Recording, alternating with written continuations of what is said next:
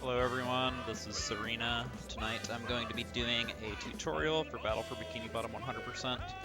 This tutorial is going to be mainly aimed at beginners. However, if you are an intermediate player who has been playing, say, any percent or NG plus or something, then you can also use this tutorial. Just be aware there will obviously be a good amount of overlap with stuff you already know.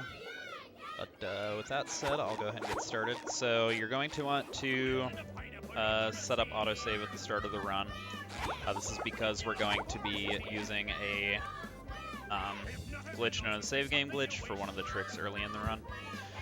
So once you have that ready, just select yes and start your timer.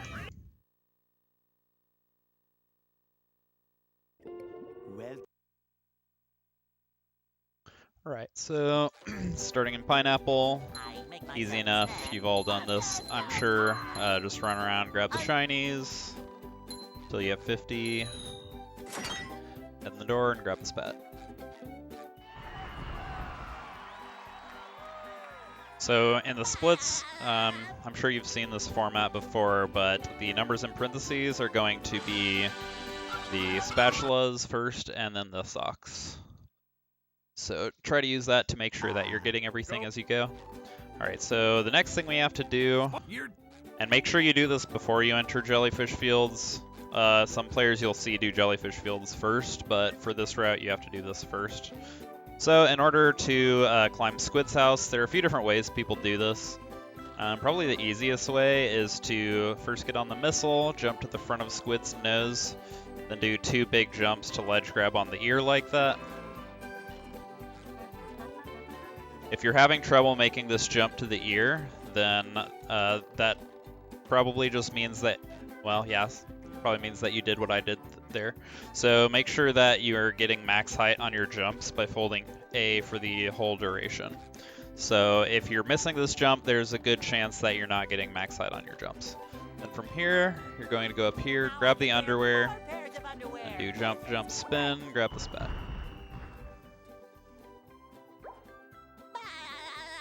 Alright, so we're ready to enter jellyfish fields. So here we're going to be exploiting a glitch known as the hand disable. So the way this works is you just get up next to the taxi pad, mash A as the hand is dragging you across. And so what's going to happen is by doing that you activate the loading zone on the taxi pad. So now if we go back here and we get dragged back across the taxi pad, what this does is this disables the hand because the game effectively just thinks that the hand is still out trying to grab us because the animation never got resolved. This is going to be, or we're going to be taking advantage of this hand disabled state quite a bit throughout the run. It's going to let us go to some out of bounds places we couldn't otherwise go. So this is going to be kind of the first kind of tricky jump. If you've played any percent, you're probably already familiar with this jump. If you're like totally new to the game, then there are a couple of things you need to know about this jump. So first of all, notice how when SpongeBob walks off the ledge, he has sort of a window where he can still do a grounded single jump. This is because of a mechanic where the game will actually keep you in your grounded state for 15 frames or a quarter of a second after you walk off of a ledge. So even though I'm clearly over thin air, I'm still able to do grounded moves because of that 15 frame window.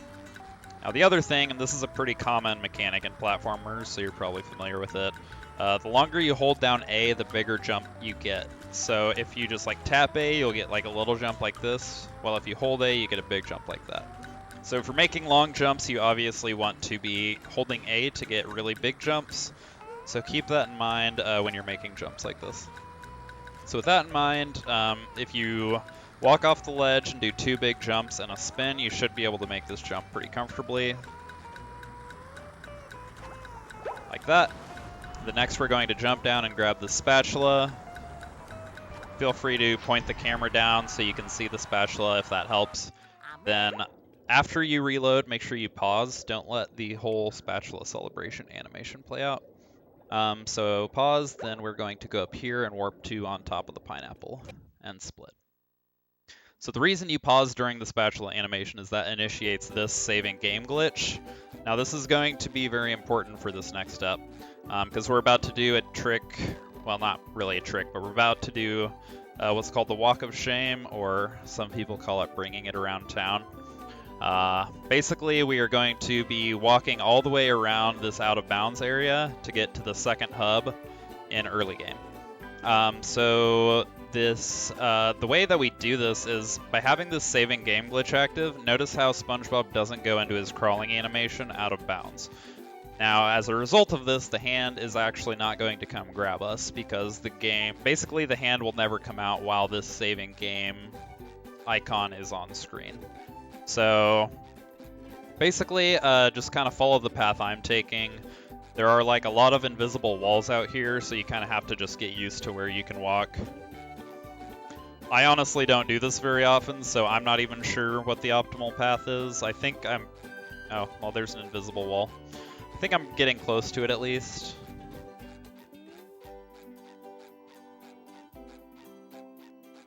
Yeah, basically we're heading over to those big purple rocks over there.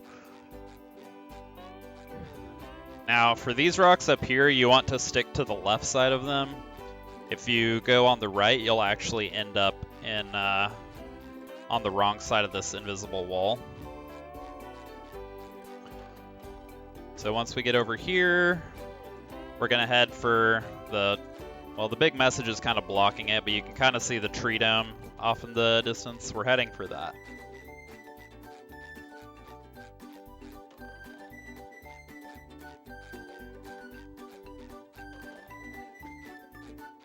So this walk does lose about a minute compared to the spin ledge grab you'll see like top runners doing. I wouldn't really recommend that going for that when you're first starting out, just because it is kind of tricky, and losing a minute's really not going to be a big deal when you're newer to the game, and you'll get a lot more runs going this way. So once we get around, or once we make it to the second hub, go ahead and enter Tree Dome. Alright, so this fight can be kind of annoying without the bubble bowl. Basically, we're just going around counterclockwise and destroying all the duplicatrons. And then once we've destroyed the duplicatrons, we're going to circle back around and kill any robots around this way. Oops. And try not to die. Alright, and once you kill the last one, talk to Sandy, grab the spatula. Now, if you're on PS2 and GameCube, after this animation, you can go ahead and remove the memory card. That will make the autosave, or that'll make it so it doesn't keep autosaving every spatula, because on GameCube and PS2, you're going to lose time for that. On Xbox, obviously, you can't take out your memory card, but those autosaves don't actually lose time, so you're fine. It's not going to lose you any time to have it on. Alright, so the next trick, so this is a pretty simple trick. If you're like totally new to the game, this might take you a few tries. But we're going to use a trick called SpongeBall Storage. So to kind of explain how this works, when you do a double jump, you'll see as SpongeBob lands, he has sort of this squishy down animation. And basically when SpongeBob is in that animation, he can't turn into the sponge ball. So kind of show you what I mean. Notice how when I land and SpongeBob is in that animation, he doesn't transform into the sponge ball. Oh, but see there, the animation got cut off by the text, and so I did transform. So basically we're going to use this to get the sponge ball up to that cliff in the background there. One important thing, note that when you land from a double jump, if you start walking, it'll cancel that animation. So if I double jump onto the sponge ball and start walking, then I'll still transform. So you need to make sure that as you're double jumping, every time you land, you are not moving any direction on the stick. So the way we're going to do this is kind of jump across like this. Notice how I'm stopping after every one of my double jumps. Now be careful over here, because if you walk into this, you'll get this text box. And that will, usually, that will make you, or end up losing your double jump animation and turning into SpongeBob. So you want to hang a little bit to the left to avoid that. And once you get up here, jump on the ticket booth, then up here. And once you're up here, you're safe to turn into the SpongeBob. So now this trick, Might take you a couple tries, but once you've done it a few times, it's really easy. So basically what we're going to be trying to do is we're trying to roll to the edge of the cliff, then really sharply turn in and run and hit the wall, like right around this area. And if we do it correctly, we'll get like a bounce upwards. And then we want to hold towards the police station over here. And then once we get a little bit of height, you want to press either X or B to cancel the sponge ball animation. And you want to immediately slide your thumb to the A button from there to get a single jump. And if you do it correctly, you'll just get the grounded jump, and then you'll be able to do a double jump afterwards. So you have to push A pretty quickly after canceling the sponge ball, or what'll happen is you'll just get a regular double jump, and you won't get as much height, and it'll be a lot harder to make it on top of the police station. So I'll go ahead and do this a couple times just to show you what it looks like, and once you try it out, it'll make a lot more sense. So first roll, try to get close to the edge, then roll in. Oh, well, I got a ledge grab. That's not really necessary, but that's perfectly fine if you do. But yeah, so as you can see, I'm rolling into the wall, and then as soon as I hit the wall, I'm holding towards the police station. And then very quickly, I push X, but you can also use B to cancel the sponge ball. Then instantly doing an A press to get one jump, and then another A press to get a double jump. So yeah, it's pretty lenient. Just play around with it and you'll figure it out. So next we need to jump over this purple wall. Be a little careful here because this wall is higher than it looks. The hitbox does extend a bit above where it is visibly. So you really want to maximize your jumps and do a spin to clear this wall as comfortably as possible. It's not too strict, just be aware of that as you're jumping. So just like that. And once we're over here, we're going to enter the chum bucket. Get the cutscene. So now for this next spatula, we're going to jump up here. Now, I'm going to let that hit me. So the optimal way to get the spatula is you can kind of jump up. There's kind of like a little raised part here, kind of like a ledge. You want to jump up here and then just do a single bash. You have to be kind of in the center. I missed it there. Just like that. If you have trouble getting that bash, you can also just do it the intended way, which is just to do wall jumps. And that makes it super easy, so if you struggle with the bash, just do it that way. You won't lose too much time for that. So then exit the chum bucket. Now, before you enter Dream, make sure you come over here and talk to Mr. Krabs. What's wrong? We're going to be using that warp later to, or that unlocks this warp to come to Krusty Krab later. So make sure you get that or you'll lose some time later. So then head into Dream. Go ahead and split. Alright, so I'm going to take some time to explain the tricks here. So there are basically 3 tricks we're going to be doing here at the start of Dream. A couple of them are a little tricky, especially if you're new to the game, but they do save a lot of time and are going to be showing up in basically every category you run. So I really recommend just putting in some time to learn these tricks. They're really not too bad as they seem at first. But they do all kind of depend on cycles, so I'm going to go ahead and reload the level to kind of show you the movement that you want to do. So first we're going to do a trick called Super Bounce. So jump up the blocks kind of like this. And these blocks follow the same movement pattern every time, so if you have the same movement, you'll get the same. So on the slide, what we're aiming to do is we want to ride about like a little ways down the slide, then we're going to do 2 big jumps off to the spiked blocks in the background, which you can kind of see. And what we're trying to do is we're trying to actually land on the side of one of these blocks. Now, there isn't like a proper ledge on the side of one of these blocks, but what you can do is as you get up next to the block, if you kind of hold forward, SpongeBob will kind of regain his footing. So you need to do that, then once you get your footing back, you can do 2 jumps. Make sure you hold the stick in a neutral position during these 2 jumps. And then at the peak of those jumps, you want to hold forward to get over the spikes.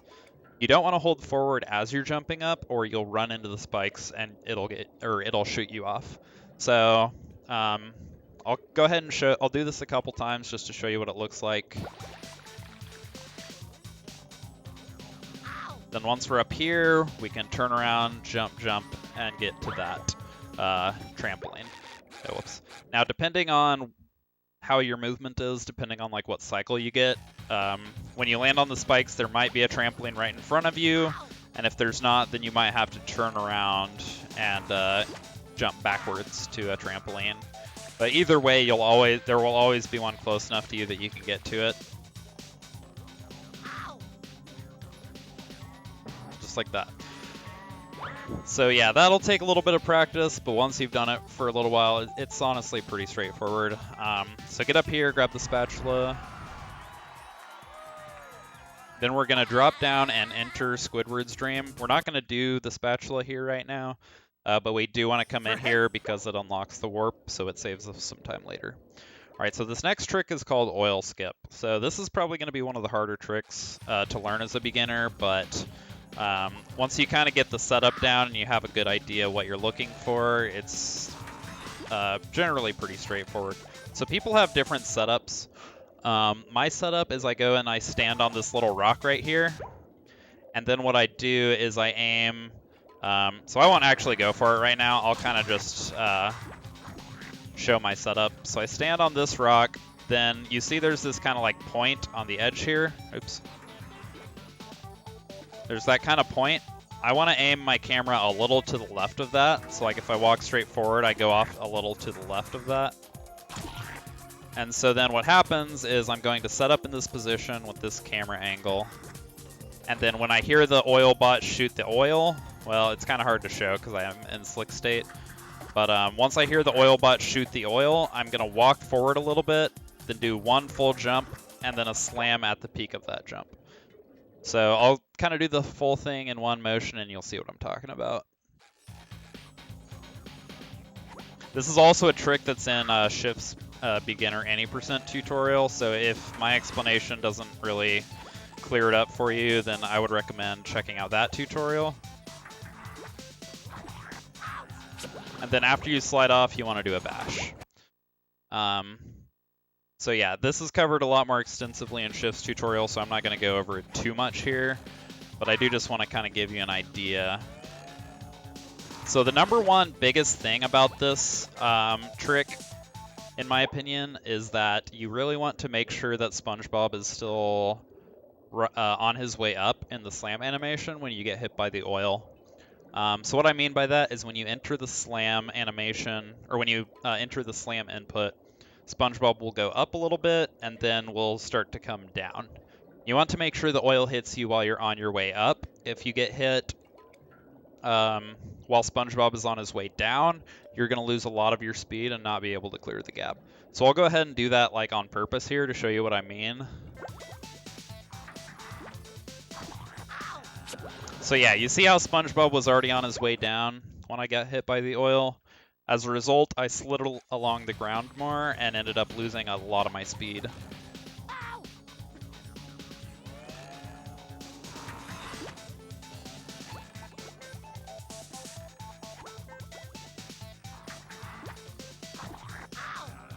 Yeah, so same deal there. I also had a bad damage animation there, which I don't want to, that's kind of more advanced stuff, so I don't really want to explain that, but that can actually make the window for the bash 2 frames tighter, but it only happens 1 out of every 5 damage animations, so. Oh, okay, well there I walked too far forward. So what happened was I didn't slide off the ledge at all, and I didn't regain my grounded state.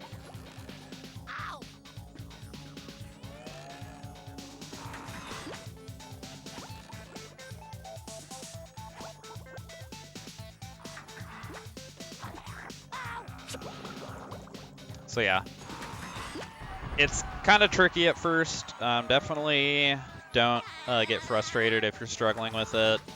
Just keep at it. Check out some other tutorials if you're having trouble. Feel free to ask questions in Discord. Like, you can get this trick down, I promise. So go ahead and come in here and get the spatula from Patrick, then warp to across the dreamscape one more time.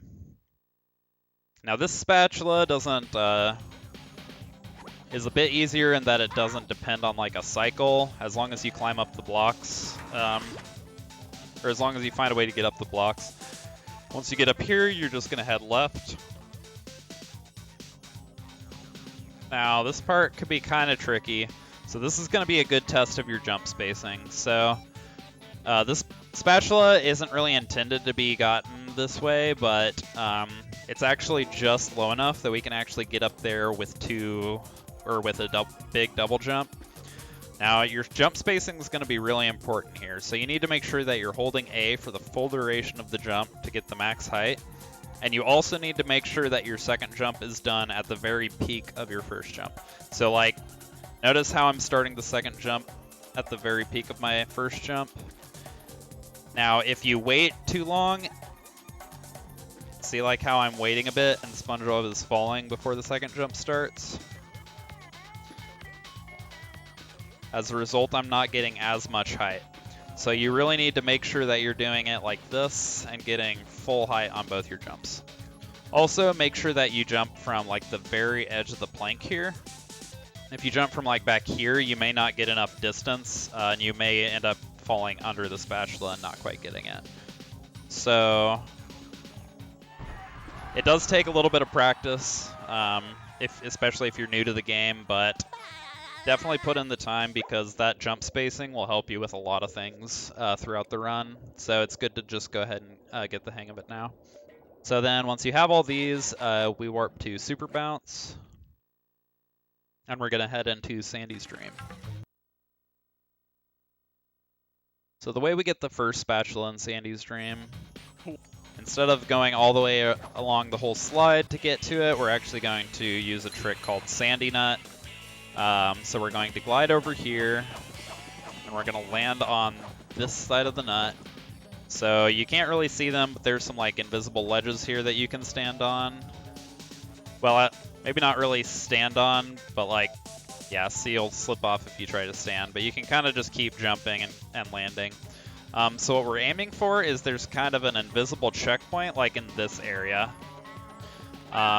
Unfortunately, it is invisible. It's not going to pop up with like a checkpoint text if you get it. But if you kind of really jump in this area and make sure that Sandy's torso is like kind of going up inside of the nut, if you really do this, you should get it pretty consistently. So once you feel like you got it, head over here, jump on the slide, jump over to the manure truck, and just let it kill you. And if you did it correctly, you should respawn on top of the nut like this. And just jump up here and grab the spatula. Now make sure you grab this box because we're going to have to come back here later, and you really want to have that box because it saves you some time on movement.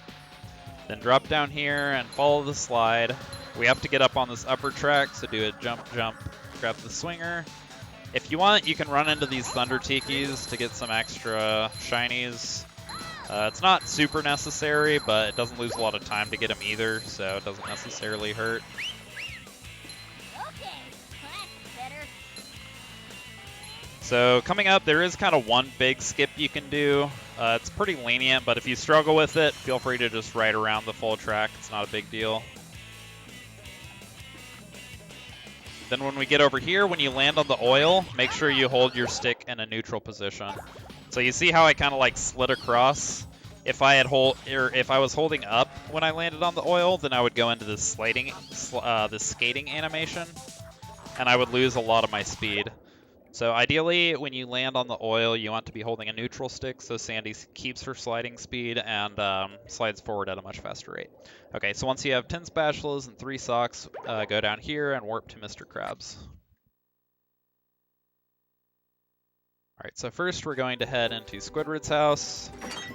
So there are a couple of objectives in here. We want to get the spatula by jumping 10 times, and we want to get the sock by destroying everything. So there's like an optimal way to do this. If you struggle to do it the optimal way, like just do it however you need to. But like The way I do it is I do one jump and a spin here, one jump and a spin there to hopefully get all of that. One jump and a spin, double jump, spin, jump, jump, jump, spin, and then one more jump should spawn the spatula. Sometimes, if you do like a really small jump like this, it may not register. So sometimes you might have to do some extra jumps at the end, but if you do, it's not a big deal. Now, if you want, we saved this music stand for last because what you can do is you can jump into the spatula and spin the music stand at the same time. And you get kind of a little cutscene overlap, which saves like 4 seconds or something.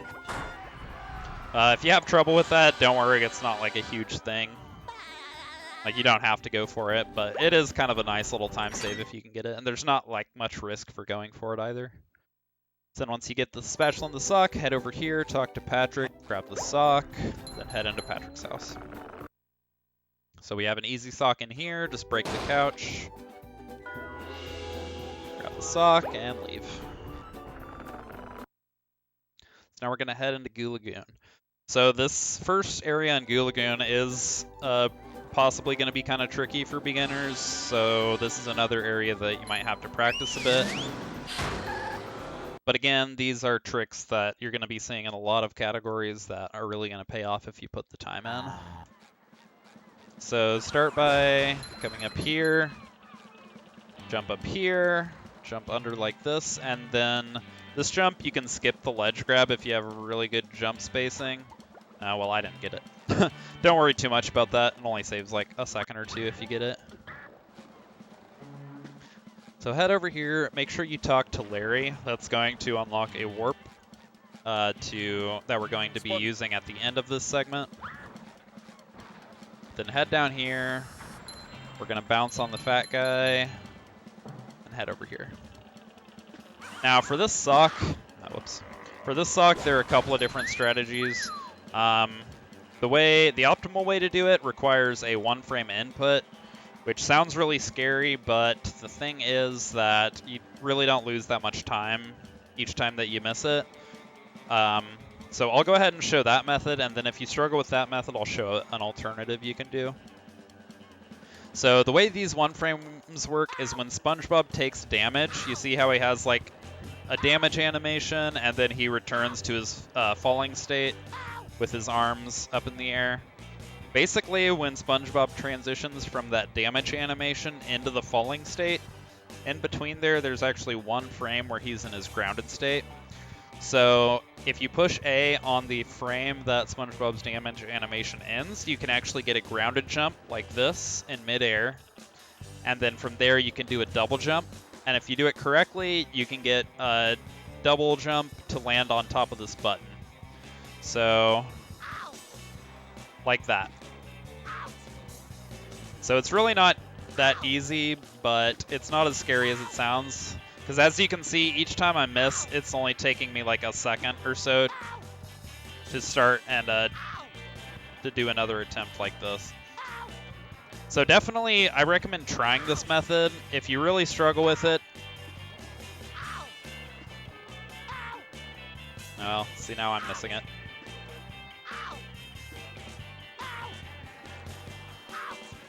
Okay, yeah. So it can be a little tricky. I'd recommend trying it. If you really struggle with it, then here's an alternative. You can kill the fodder if he's in your way. So what we're trying to do here is we're actually going to stand in front of these tikis, or behind them, I guess.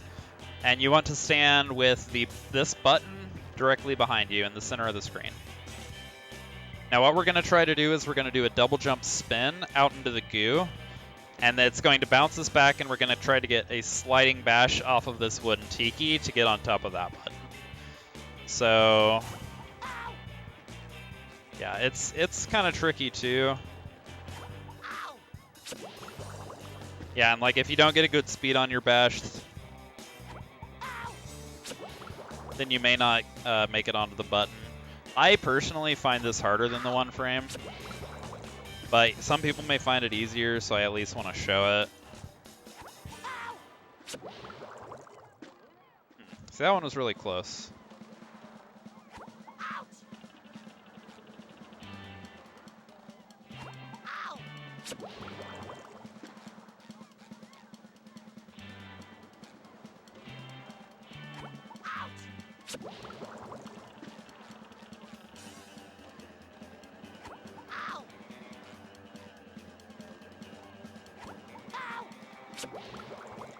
So yeah, you can kind of see why I'm not a big fan of this strat, because I'm really not very good at it.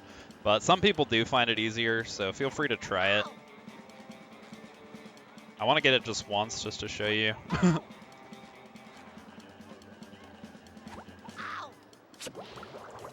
Okay, there my angle was off. I think I might have had good speed.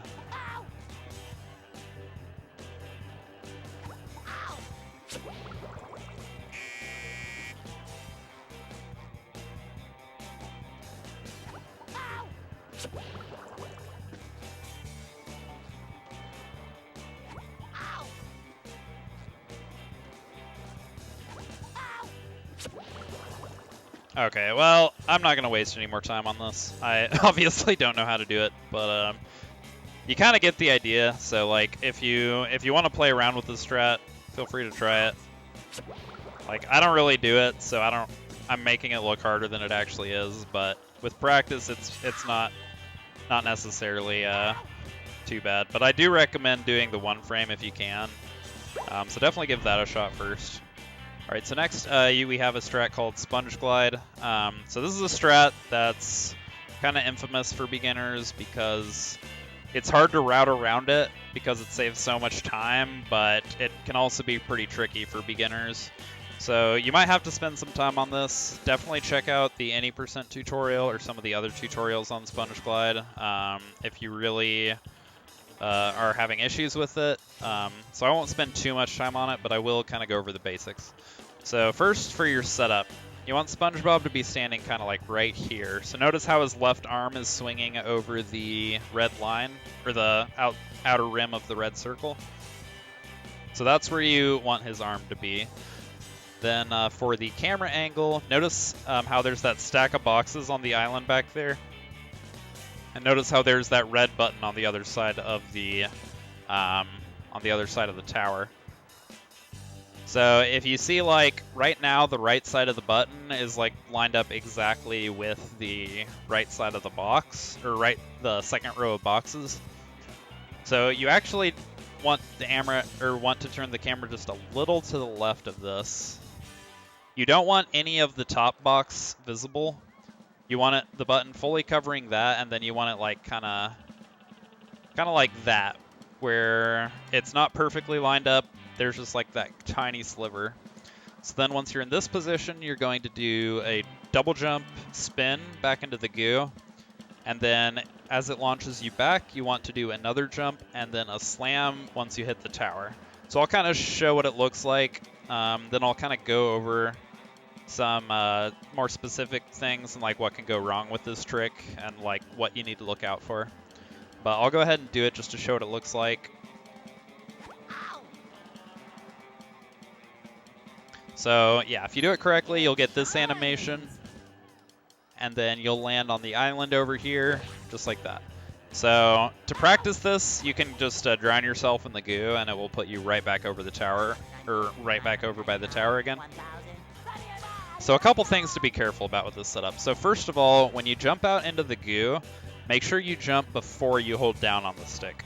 The reason for that is that if you start holding down before you jump, then SpongeBob will kind of do a circle like that. And you see how that just completely changed his position. So if I start holding down before I jump, then SpongeBob ends up in a different position, and you won't be able to do the glide. So it's very important that you jump, and then as soon as you jump, start holding down, but make sure the jump comes out first. So then, as you're doing the jump spin out into the goo, you want to delay your double jump and your spin as much as possible.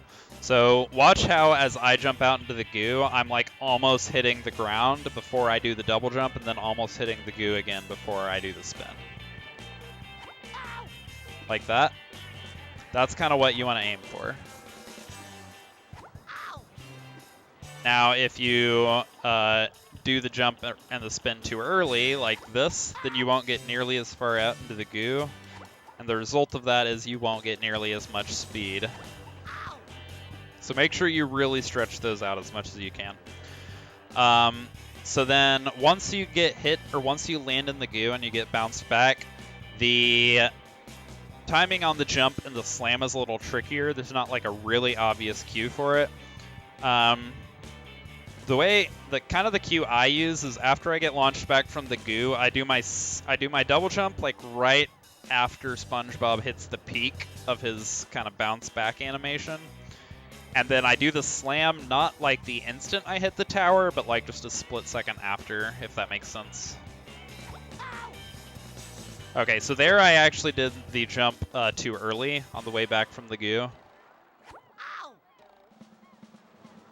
And then that one was perfect. So I'm not going to go over this too much more. Definitely check out other tutorials if you're struggling with this trick, or feel free to post your attempts in the Discord and people can help you figure out what you're doing wrong.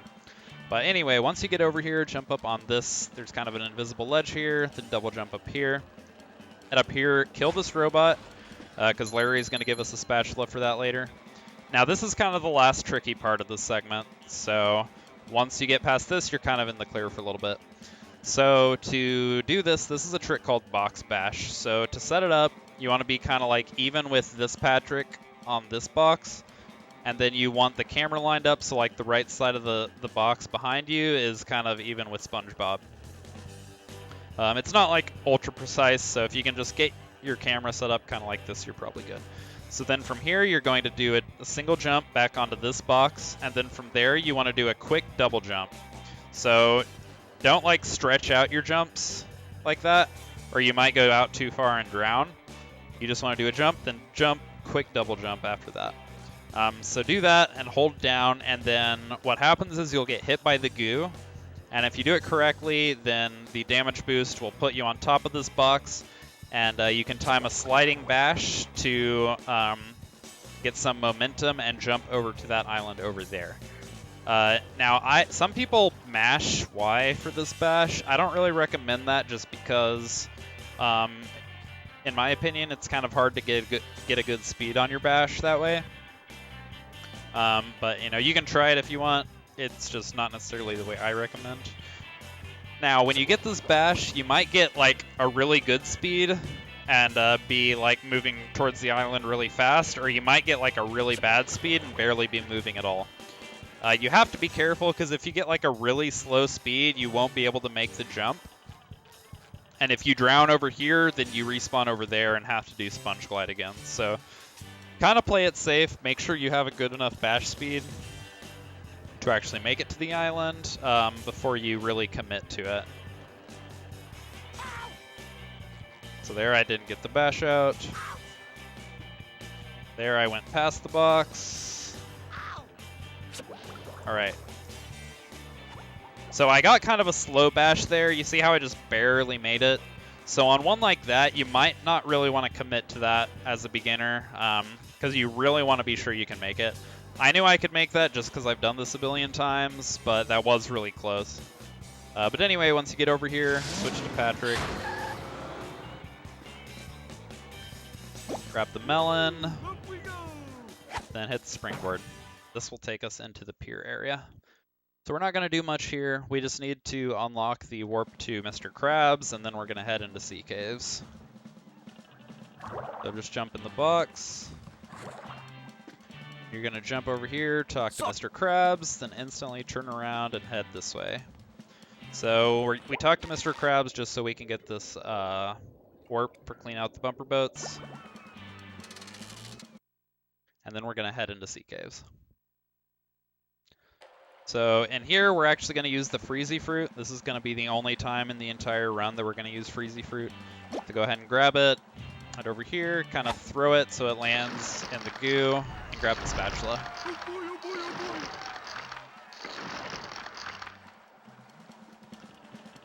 And then we're just going to skate over here and grab this one sock. Once you get that, pause, warp 2 through the Sea Caves. Alright, so then turn around, out this way, and then we will have a spatula just waiting for us right here. Then We have 2 more socks we want to get in this area.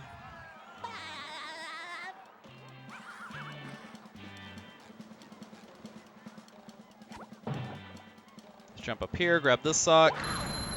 Go ahead and hit the tikis if you want. If you mess up and you don't grab the sock at first, then you can just stand below it and bash and reach it easily that way.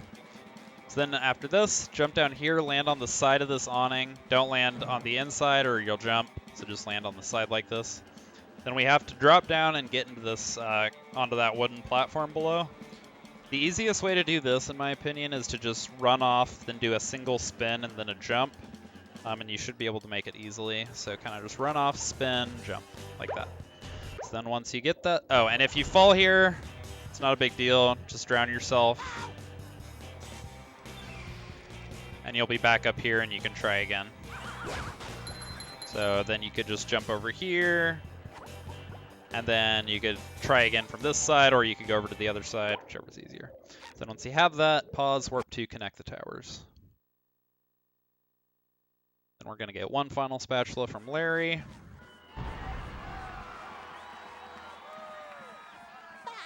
Then pause and warp to Patrick. So we have our first 10 socks, so we can go ahead and trade in 10 to get our first Patrick spatula. That's going to put us at 15, which is just enough to get into Poseidon.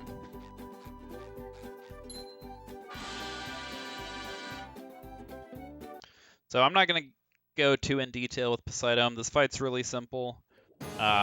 There's really not much to it at all. In phases 2 and 3, there is a manipulation you want to do to get like optimal, to get Sandy to do her moves as fast as possible, basically. But honestly, that's not really a big deal, so don't worry about it too much starting out. I'll go ahead and show you how I do my manipulations. There are like a lot of different ways you can do them. So feel free to copy the way I do them, or watch how other players do them.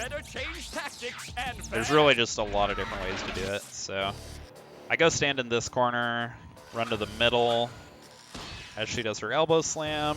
Then as she gets closer, I run back to the pole. The old clothesline move. No, it'll work every time.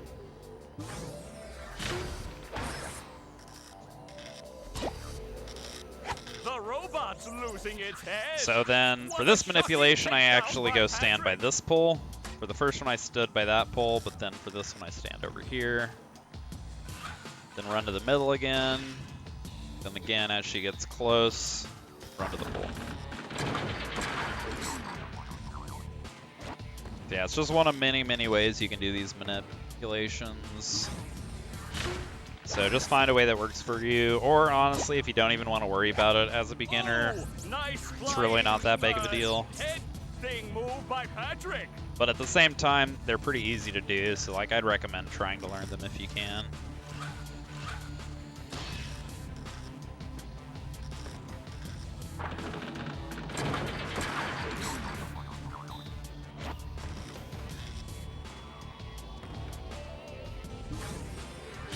Yeah, like I said, there's like a ton of different ways to do it.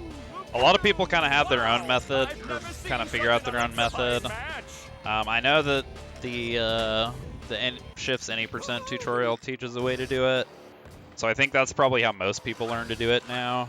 So you can watch that tutorial, or you can just copy what other runners do. The old clothesline move.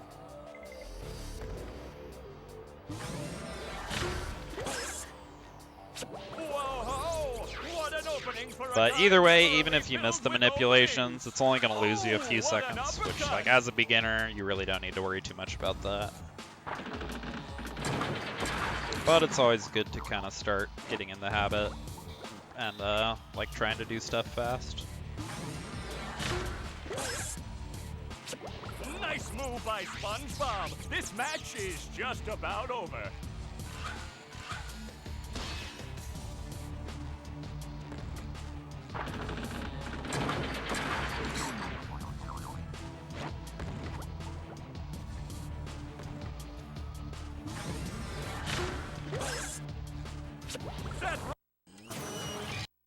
All right.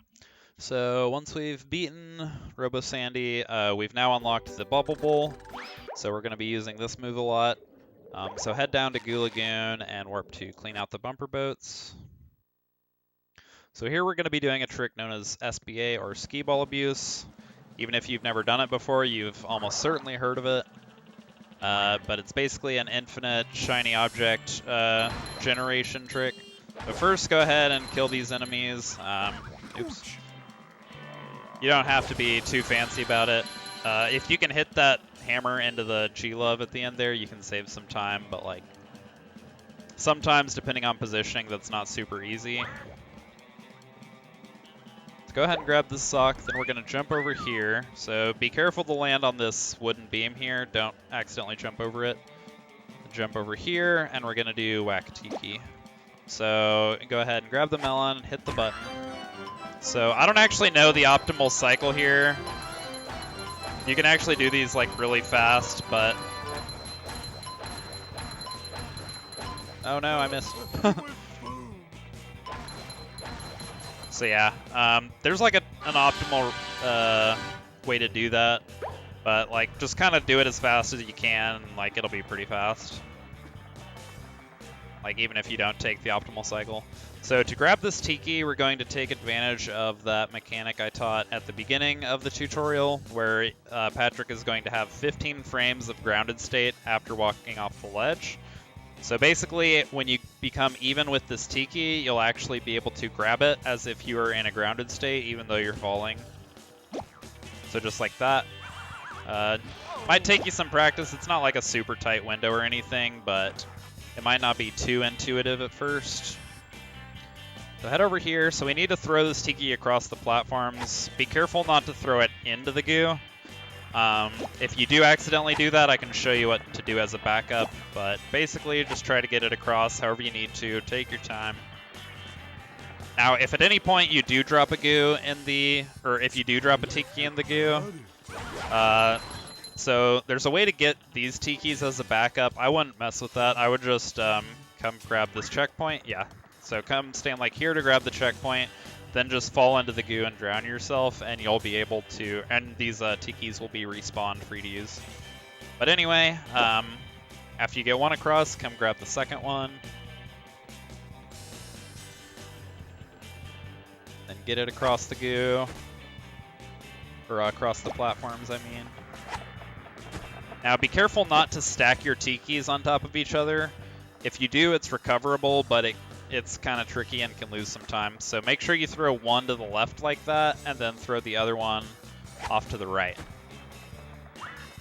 So then once you're up here, just grab one of these Tikis. Now, I'm not like an expert on this trick. I just kind of have my own setup that I do, and it works pretty well. If you're new to this trick, I definitely recommend checking out some of the tutorials on it. Like, there are a ton of resources on this trick, including Shift's any % tutorial. So I'll go ahead and show my setup, but like if you don't like the way I do it, or if you struggle to get it, then feel free to check out some other resources as well. So basically, first I stand here in front of the machine. I kind of line up Patrick's right foot with this line in the boards. And then you want to angle your camera so that you're looking like straight forward at the, so that the holes are like lined up in a perfectly straight line. If your camera's a little to the left like this, or a little bit to the right like that, then you won't get a good result. So it's not like ultra precise, but you do kind of want it as centered as you possibly can. So then from here, you want to walk straight forward. Some people use the D-pad.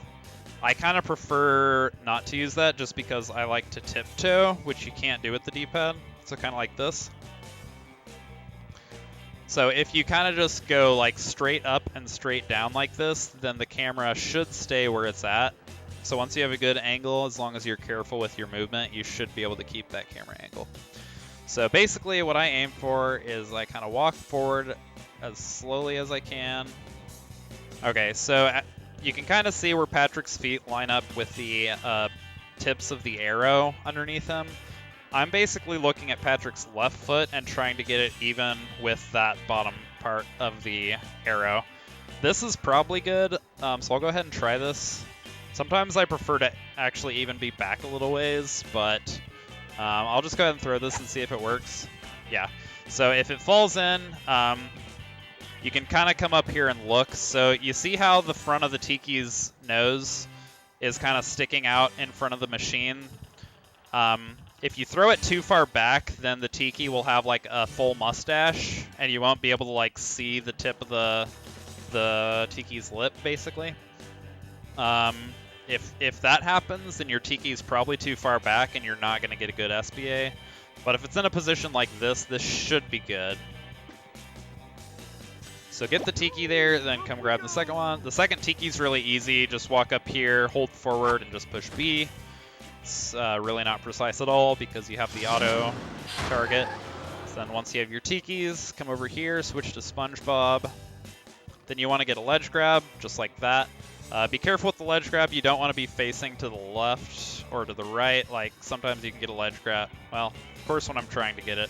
Yeah, so sometimes you can get one facing to the left like that or to the side. You want to make sure that your ledge grab is facing straight forward. Then once you get the ledge grab, don't move at all. Just push B once.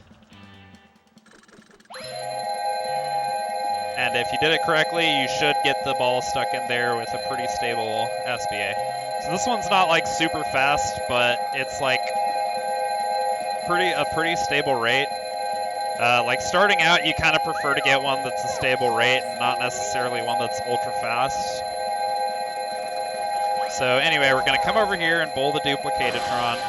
I do want to say one thing. When you jump up here, be careful and make sure that SpongeBob is standing still before you throw the bowl. If you're accidentally walking forward when you start the bowl, then you're probably going to get thrown off into the goo. And then you'll drown and you'll have to reset up SBA all over again. So try to avoid that. So once you have the sock, head over here. Be careful about this platform. Don't be afraid to wait on the cycle if you're not sure if you'll make it. Again, if you drown at any point during SBA, you have to set it up all over again. So try to avoid that at all costs, if you will. So we're going to come over here. We're going to pay the clam. So you want to step over here for a second so that you get out of the range of SBA. And then you want to walk into the clam and just push A to pay it.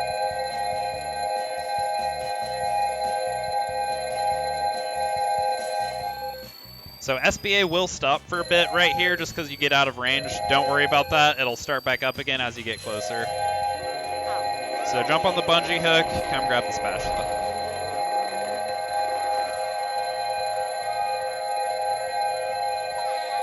Alright. So since I've kind of taken my time to kind of explain stuff, I've already gone way over on shiny objects. You want to aim for about 50,000 here. You can get by with like 48 or 49,000, but you want to be careful with that because that does mean that you'll need to pick up some extra Tiki stacks along the way. So starting out, I kind of recommend aiming for 50,000, and then as you get more comfortable, you can be safe going for some lower numbers. But anyway, if you have to stand here and wait for a bit, if you have like a really slow SBA and you're only at like 30,000 right now or something, then you can just wait. Stand up here and let some more shiny objects generate. But once you're good, you can jump down here, get on the slide. Now, if you need a few extra shiny objects, you can grab these Tiki stacks on the slide. With a really good SBA, this won't be necessary, but I'll show you how to do it, just so you're aware. Well, I missed that. So then you just want to do 2 small jumps. So that jump from the slide can look kind of tricky if you've never done it before, but it's actually really easy. You don't have to do full jumps. You can just do 2 kind of medium jumps and you'll be fine. All right, so I have 69,000. That's way more than enough. But if you're short for any reason, what you can do is you can go stand here. Yeah, and sometimes you can get it just by standing. If that doesn't work, then you can just stand here and jump. Just like that.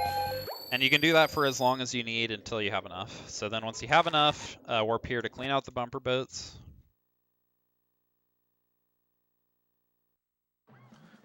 So what we're going to do is we want to jump up on this Tiki, then we want to destroy both of these with 1 belly attack. If you have to do 2, it's no biggie. Then head over here, throw the Tiki to blow up the ticket booth. and you want to make sure that you fall as you throw the ticket booth, or sorry, fall as you throw the Thunder Tiki. Oh, whoops. Because what happens is when you blow up the ticket booth, it initiates a long cutscene, so you want to make sure you fall into the goo, because doing so will actually skip the cutscene and death warp you. So then when you respawn over here, you want to just walk backwards, and Mr. Krabs will give you a spatula. Oh boy, oh boy, oh boy. Alright, so then once we're done here, you want to go up, warp to on top of Shady Shoals.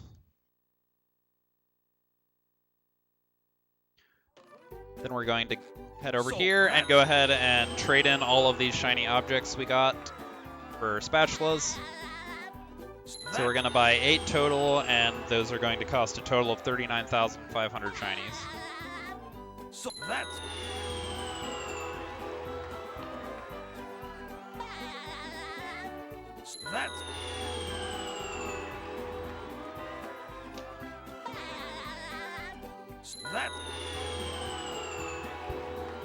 Now, as I mentioned, if you leave Goo Lagoon 2 with like 48, 49,000, you should still be good. You'll just want to pick up some extra Tiki stacks along the way. I'll go ahead and show you some of the good options. If you're like way over 50,000, then don't worry about these. But if you are kind of falling short, then you can pick some of these up along the way. So one good option is this stack of Thunder Tikis. You can just throw a bowl. Now here you have to spin the fish head to spawn a sock, and head over here and enter Shady Shoals. So now you want to come over here and spin the TV. The sock is actually RNG, so sometimes you have to keep spinning it. Sometimes you'll get it first spin, sometimes you'll get it like 8th spin. But usually it doesn't take quite that long. So come over here, grab the sock, talk to Mermaid Man to go into Mermalair. So we're actually going to get 6 of the spatulas in Mermalair. We do quite a bit here. So on the disco floor, try to... Oh, well, I messed up. You want to try to time a bowl so that you're bowling forward as the spatula, or as the damage hits you, and that'll give you a boost forward. Saves a couple of seconds. Alright, so here, this is a jump kind of like the spatula in Dream. You really need to make sure you're maximizing the height on your jumps for these, and you can get a ledge grab. So if you do it correctly, should be like that. Now let's say that I screw up and I misspace my jumps and I fall down. Don't reload, there's actually a backup. So if you come up here, you see there's like the stalagmite here. There's some kind of like invisible ledges here that you can kind of slowly climb your way up. Then once you get up here, just do a double jump to get an easy ledge grab. So either way, however you get up here, just grab the spatula. Then go ahead and grab this box, because we're going to be coming back here for a sock later. Also, make sure, now that you have the bubble bowl, you want to start bowling into gates. I'll kind of show you what I mean at the next one. But first, bowl this wheel. As you get over here, you can do a bowl to get a quick boost. Now, I kind of slowed down just to explain the trick, but ideally you want to get here when there's a pylon like right here, because then you can just immediately jump forward, get a damage boost off the pylon, and then get up on top of this Y-shaped thing. Now, if you don't get up there right away, it's fine. You just kind of want to... I kind of prefer to come from this angle because this side of the structure kind of has a wider area to land on. It kind of feels to me. But really, you can just kind of jump at it from any angle. You want to land on one of these, get a boost up. Yeah, see, like, coming from that angle, it's kind of hard in my opinion. But yeah, basically you want to get a boost up, then land there and bash up for the sock. So this can be a little tricky, but with practice you should be able to get it. If you run out of health, there's a checkpoint right here, so you can always just die and respawn and keep trying as many times as you need. So then once you get the sock, head over here. We're going to activate this bus stop, turn into Patrick. Go ahead and talk to Mermaid Man. That's not actually necessary, but it does unlock this warp, which you're really going to want if you end up falling down. So grab the melon. We're going to kind of cheese these puzzles a little bit. Just step to the first gray square, throw it, land on the floor, head over here, and when you get to the end, that deactivates the disco floor, so you can throw that. Go ahead and break the T key, because that makes it instantly spawn back, or not the T key, the melon, because it instantly spawns back here. So this part can actually be a little tricky for beginners, so I'll show you a couple ways to do this. So the easiest way, in my opinion, is to kind of just walk across. Make sure you step on there, then over to there, just throw the tiki, or I keep calling it tiki, throw the melon, then grab the melon and hit the button. So you want to be careful where exactly you step onto the platform. I kind of try to step on right here, and then you can just walk across straight to that thing. If you come from like this angle, you could end up falling off like that. So that's kind of why you want to take that specific path that I took. Now another option, if you struggle with that, you can kind of just throw it to the second platform, then jump across, grab the melon, throw it over there, and that works too. One thing to note about this platform is it only tilts on this one axis. So if you kind of stay here in the center of it, well, I'm not doing a very good job, but if you kind of stand here like on top of this axis, it won't tilt as much, while if you go over here, it'll tilt really fast. So just be oops, almost fell. So just be aware of that if you're taking this approach. Basically, you don't want to come grab the melon from this side, or you could end up in a position like that, which is recoverable as you saw, but can get a little scary. So yeah, just figure out the best way to get across. Any way is fine. Then we have the third one. So this one is going to shoot cannonballs at you, but if you hug the left side like this, they'll actually never hit you. Then just talk to Mermaid Man. Go ahead and buy this clam. Turn around, grab the spatula. Oh boy, oh boy, oh boy. Alright, so then we're going to grab the melon. This is going to take us up here. So this is another pretty casual spat. So the puzzle here is really simple. We're just going to hit each button once. You can use the melons, but I and most people prefer to just kind of belly slam them. The belly slamming is a little bit faster, but it's only by like half a second, so some people just prefer the melon. But I honestly just think the belly flops are easier, so that's how I'm gonna do it. So once you hit them all once, you'll get a cutscene. Then you'll just head over to Barnacle Boy and he'll give you a spat. So this next jump can be a little tricky if you've never done it before, but once you've done it a few times, it's honestly one of the easiest tricks in the run. So go ahead and hit the button. You'll need that for a spatula here in a bit.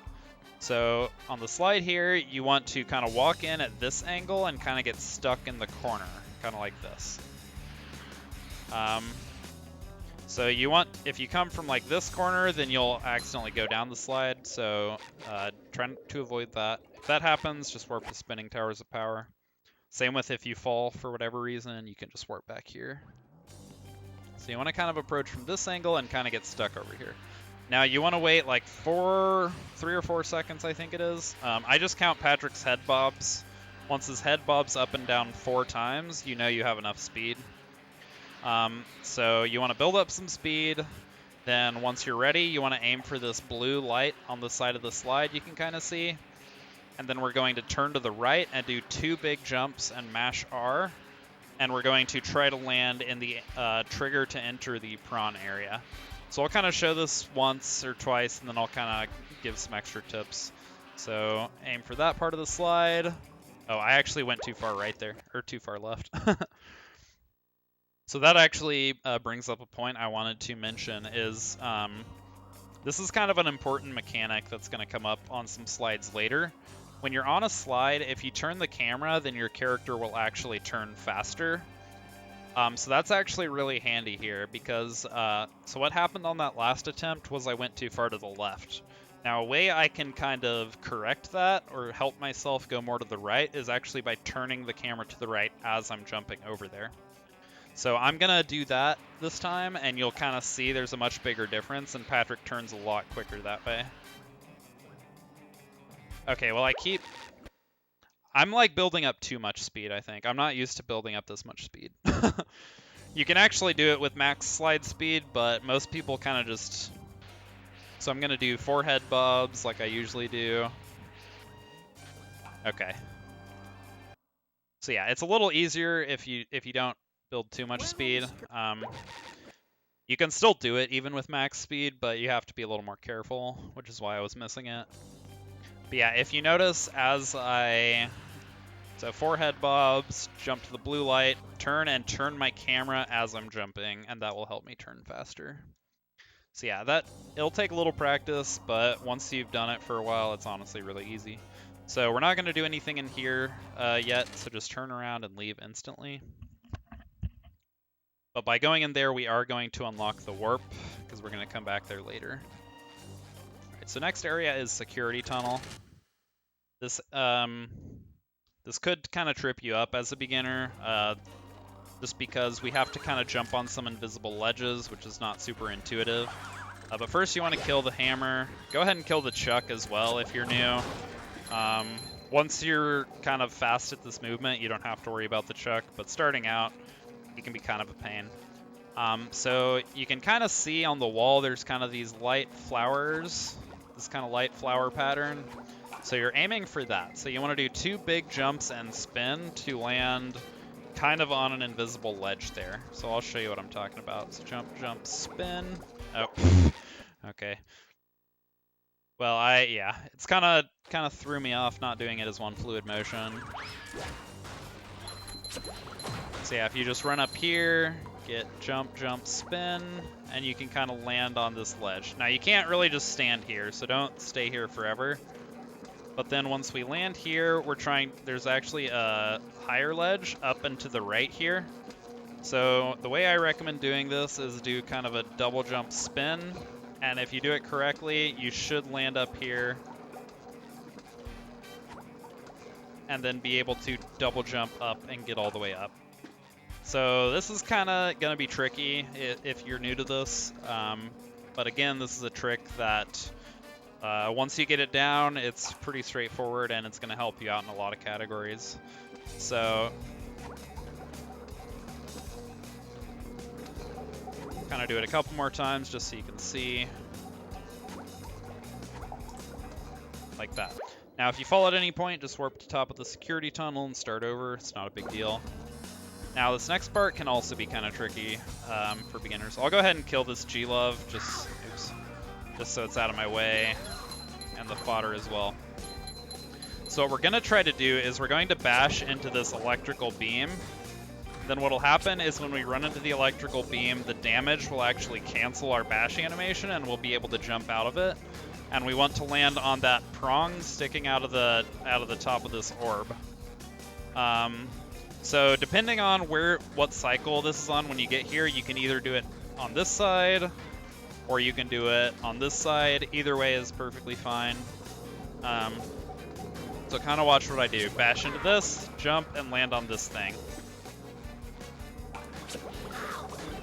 Okay, well that one was not a good demonstration.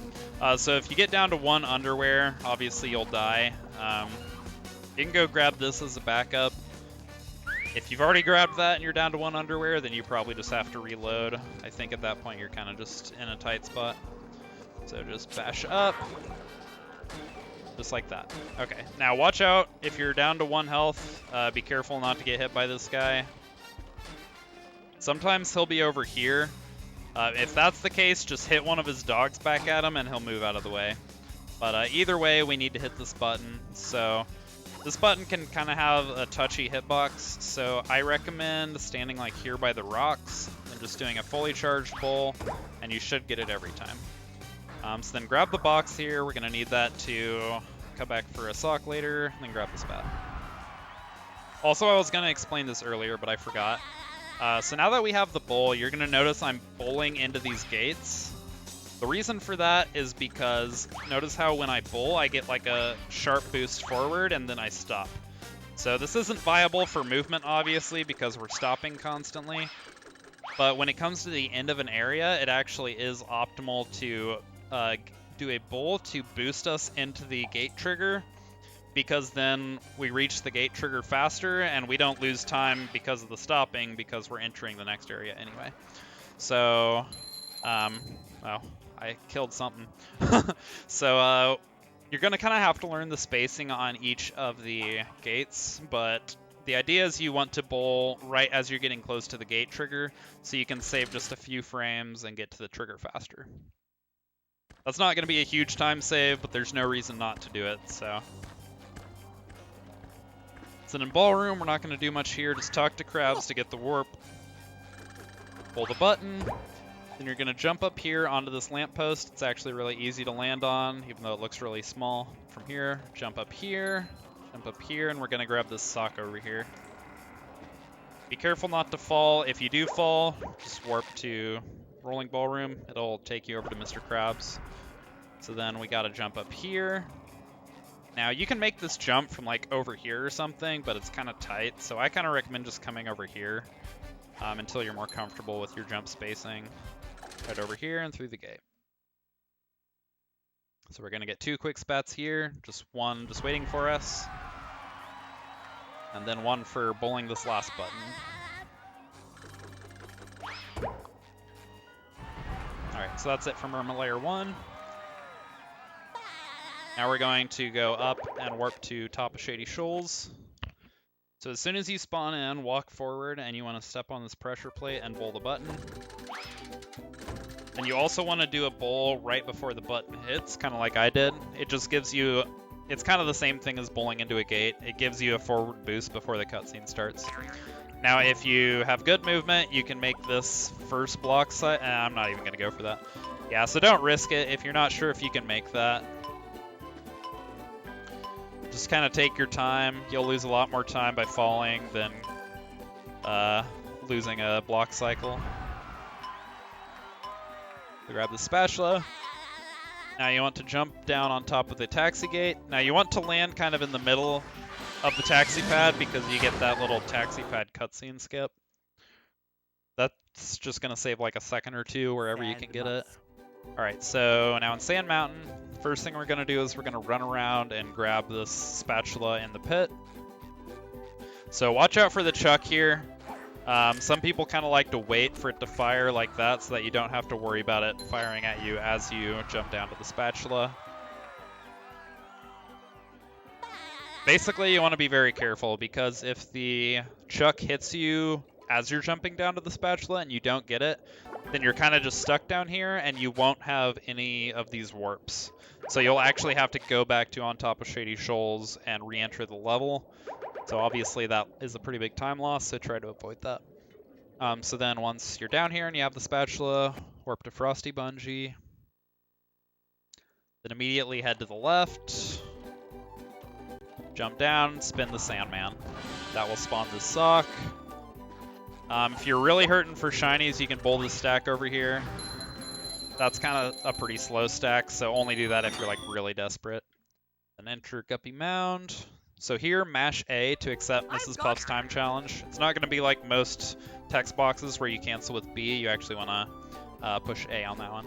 So Guppy Mound is actually a really good level to grind for some extra shinies if you need them. So I'll go ahead and show you how to get optimal shinies on this slide. If you're good on shinies, don't worry about it. Just try to take the optimal path down the slide.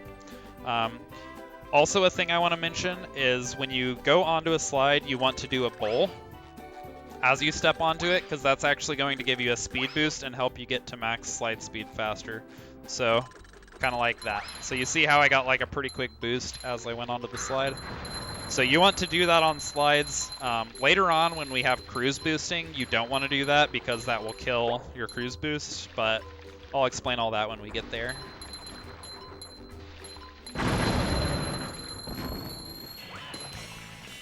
So we are going to take one big skip here. So you're going to hook off to the left, jump, jump. It's actually a really easy jump to make. Looks kind of scary, but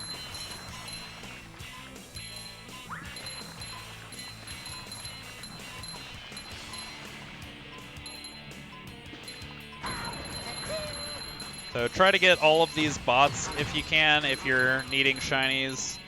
That can be a pretty good source of them. Grab the sock up here, bowl onto the slide, then finish. So then jump over here, we're gonna go to the right first, hit this dupe. So here you can kind of go for this trick shot like that. If you struggle with that, it's really not a big deal. It's just kind of a cute little time save if you can get it. If not, you can just run over here and like bowl the Duplicatatron, just however you need to do it. Just be careful of your health, because if you die, then the fight starts over. So come up here, however you do it, hit the button. Come over here, grab the spatula.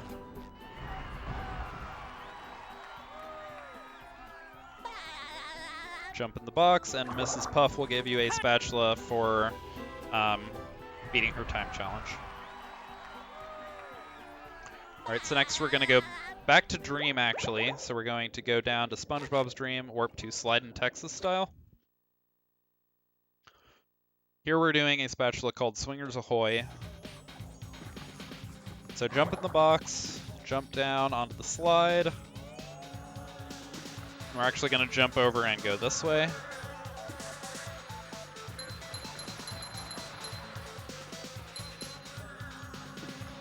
So the only reason we don't do this spatula in early game is because we need 2,800 shiny objects to pay this clam. So when you land over here, push B. You want to push B to cancel the dialogue box, and then push A to pay the clam. So then you have these swingers. This is pretty straightforward. Just kind of swing along like this.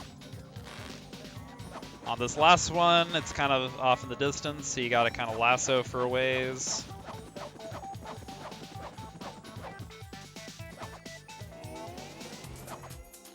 You can skip the last swinger. Be careful not to get hit by the chuck. You might have to dodge the missile. So first things first, come over and hit the Duplicatatron. Kill that before you do anything else. Oops. So this fight can kind of be tricky. So usually you want to go for the chuck first just because it likes to retreat.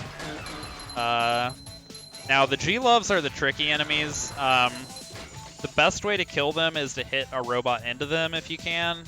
If that's not an option, then you can lasso them like this. Another option is you can lure them into a Thunder Tiki. If they like spin into a Thunder Tiki, they'll actually kill themselves. That actually happened with the first G-Love at the start of the fight. But yeah, worst case scenario, you can always kill them by lassoing. If you use the lasso, be careful because Sandy likes to lock on to the Thunder Tikis instead. So just be careful and watch out for your health, because dying here can actually lose a lot of time. So once you get the spatula, we're going to come over here and we just have to glide back here to grab a sock. Don't forget the sock. It's very time consuming to come back for it. So then once you get the sock, just warp to Patrick. So now that we have 12 socks, we can turn in 10 for our second Patrick spatula.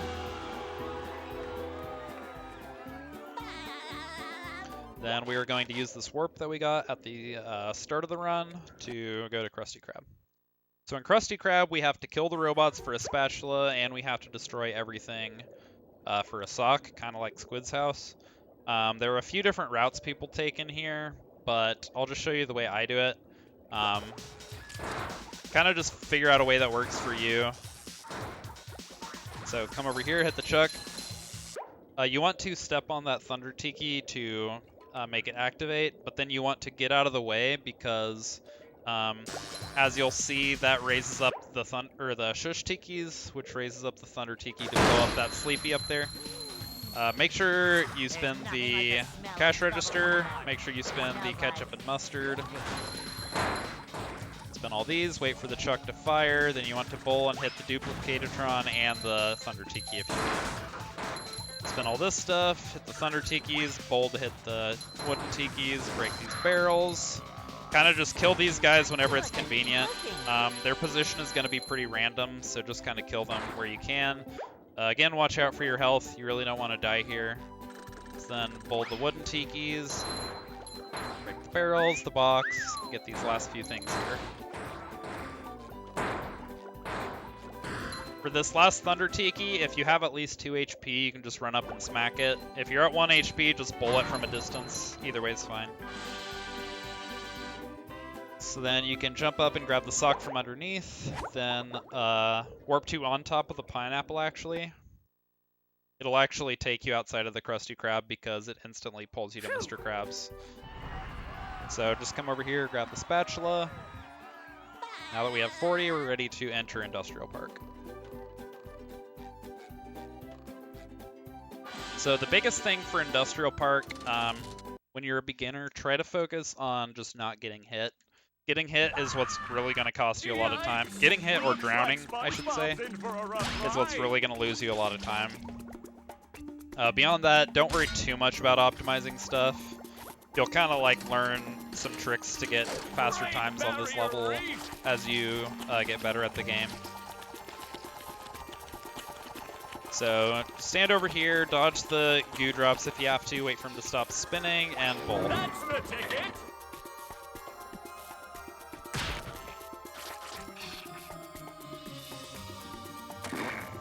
So most people like to stand over here. The goo drops will almost never hit you in this spot. Sometimes, very rarely, they can reach over here, which is why you'll see me jumping as they get close to me, just in case. Usually, you're fine even just standing over there. Look at that! The robot's made himself dizzy! The robot better change tactics, and fast!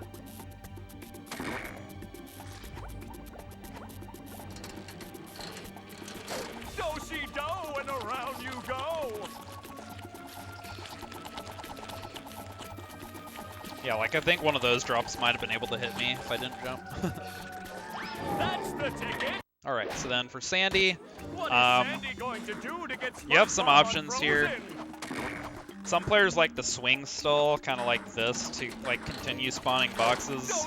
This might be kind of unintuitive as a beginner, so like you don't have to do it this way. You can also just kind of stand down here and just dodge the goops. However, grabbing these swingers does spawn the boxes, which is going to be important for the second and third parts of this phase, once the goo is spawned. So you actually want to get hit by this attack on purpose. The reason is that the attack itself actually lasts way longer than the taunt he does. So you just want to go ahead and take the hit, make him taunt, and advance the battle. So yeah, see how when I grab these swingers, the boxes spawn? That's going to be important because we have to hit them without landing in the goo here. So that's why players kind of like this stall on the swingers, is because it keeps the boxes spawning continuously. But like, if you struggle to do that, you can always just kind of dodge the goo down here and then just grab a swinger after Patrick stops to make a box spawn behind him.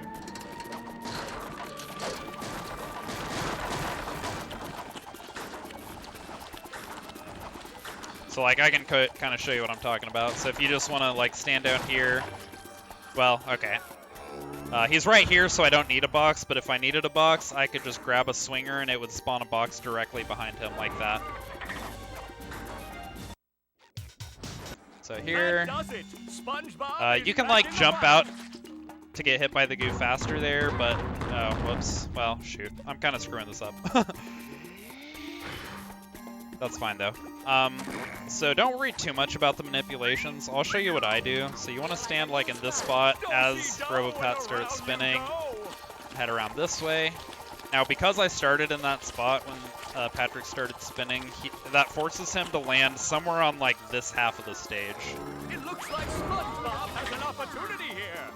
So there's still quite a few different spots he can land. So like, you know, there's still some RNG to it, and you won't always know exactly. But it does narrow down the possibilities significantly, and it can save you a lot of time because it prevents him from landing on one of the back corners, which can lose a lot of time. There's another opportunity for SpongeBob. But yeah, wherever he lands, you have a pretty long window to go like track him down. So even if he lands on the opposite side of the stage, like you can run all the way over there and still have plenty of time to bowl before he gets up and starts spinning again. So just kind of take your time, be careful, don't fall in the goo. Just use common sense, don't try to rush it, and you'll be fine.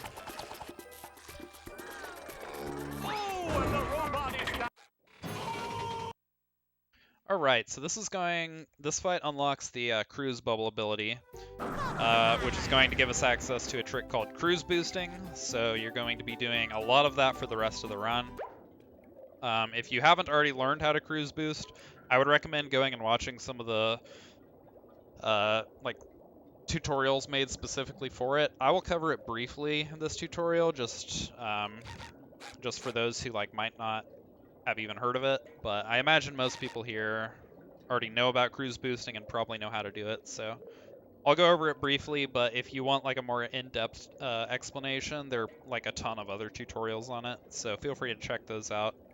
But anyway, once you're comfortable with cruise boosting, or at least can do it decently well, we're gonna go from here, warp to SpongeBob's closet. So here we're actually just going to turn around and immediately go into the library. Maybe a little bounce on the old bed. This is where I keep all my old So there's a sock in here that we, you can kind of see it up there. We don't get this at the beginning of the run just because cruise boosting saves quite a bit of time for it. So before you get a cruise boost, go ahead and hit this button. You can spin these T keys to get them out of the way.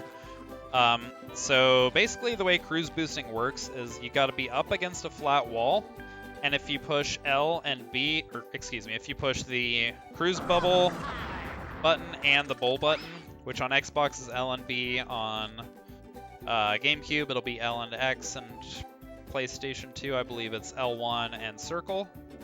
But either way, just push those two buttons on the same frame up against a wall and you'll get a cruise boost like this.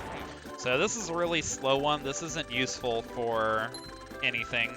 Or, well, I shouldn't say anything, but this is not usually the one that you're going for.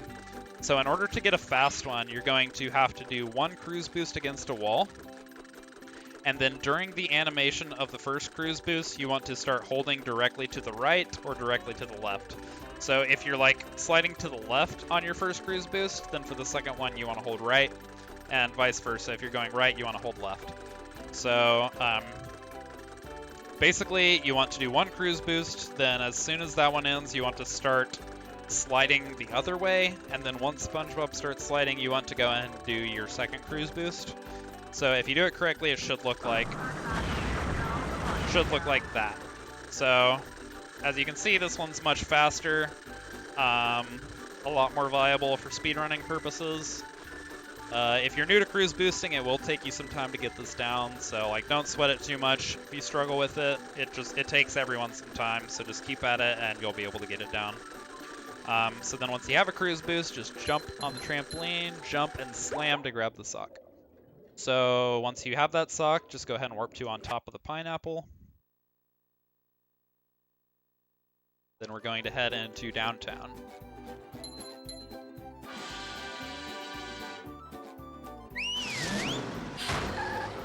So here we're actually going to introduce some hand strats. So you remember how we disabled the hand at the beginning of the run. So in a lot of categories, you just keep the hand disabled for the whole run. But 100% actually benefits a bit from reactivating it in the middle of the run. And I'll show you how we're going to do that. So first come over here and get a cruise boost on this wall. Oops. Don't worry about grabbing these wheels, there's actually a better time to grab them here in a minute. So head over here, and as the cutscene starts, make sure you're facing kind of into the statue. And you should get these Thunder Tikis, which you may not need the shinies from them, but if you do, it's a good source. Alright, so this part is kind of tricky. You gotta be kind of fast or else the cannon will potentially hit you. Okay, well there I actually got lucky. I'm actually going to reload because I want to show you all the movement you want to do here. So, yeah, you can get a cruise boost here. If you have trouble getting one on that wall, you can also do one on the door here. Just make sure you kill this chomp bot so it doesn't screw you up. So anyway, so the movement you want to do here, so you want to jump on this rock up to this lamppost, jump up here, activate the Thunder Tiki, jump, jump, jump, jump, spin, jump, jump, spin, like that. Now, to hit these buttons with a cruise boost, it's kind of tricky because notice how the slam is going to carry you forward, like this. So you want to start your slam actually a little before you get to the button. It'll take some practice to get this spacing down, but it's really not too bad. Then on this last one, you actually want to aim it or angle yourself so that the cruise boost carries SpongeBob out of bounds. Well, yeah, if you take too long, that'll happen. But in an actual run, that's less of an issue. Head over here, then hit the button, and let the cruise boost carry you out of bounds. Now what's going to happen here is by going out of bounds for more than 2 seconds, that actually re-enables the hand. Now, you'll see why we did that in Rock Bottom. Don't worry about it for now. But anyway, come over here. So it's a little faster to get a cruise boost over here if you can, but if you have trouble with that, just do it on this door. It's not a big deal either way.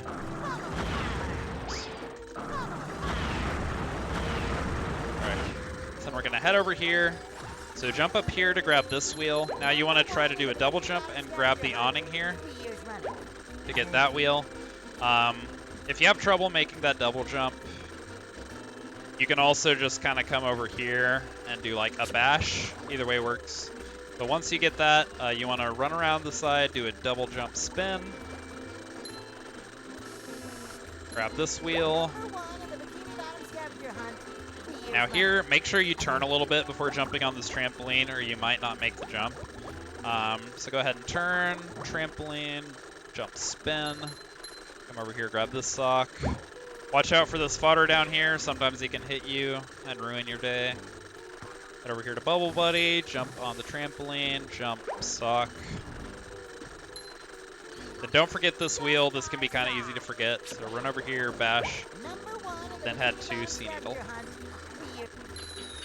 Now for Sea Needle, I'm not going to go too in-depth on like the cycles. If you're a beginner, the main thing you need to worry about here is just not dying. If you get like halfway through Sea Needle and then you die for whatever reason, then that resets all of the tikis and you lose a ton of time. So don't worry about the cycles, just kind of take your time and make sure you don't die.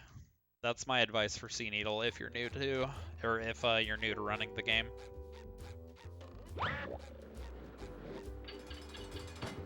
So notice how on these bungee hooks, so there's all these tikis. Now we have to break all of them, but we don't have to break all of them manually by running into them.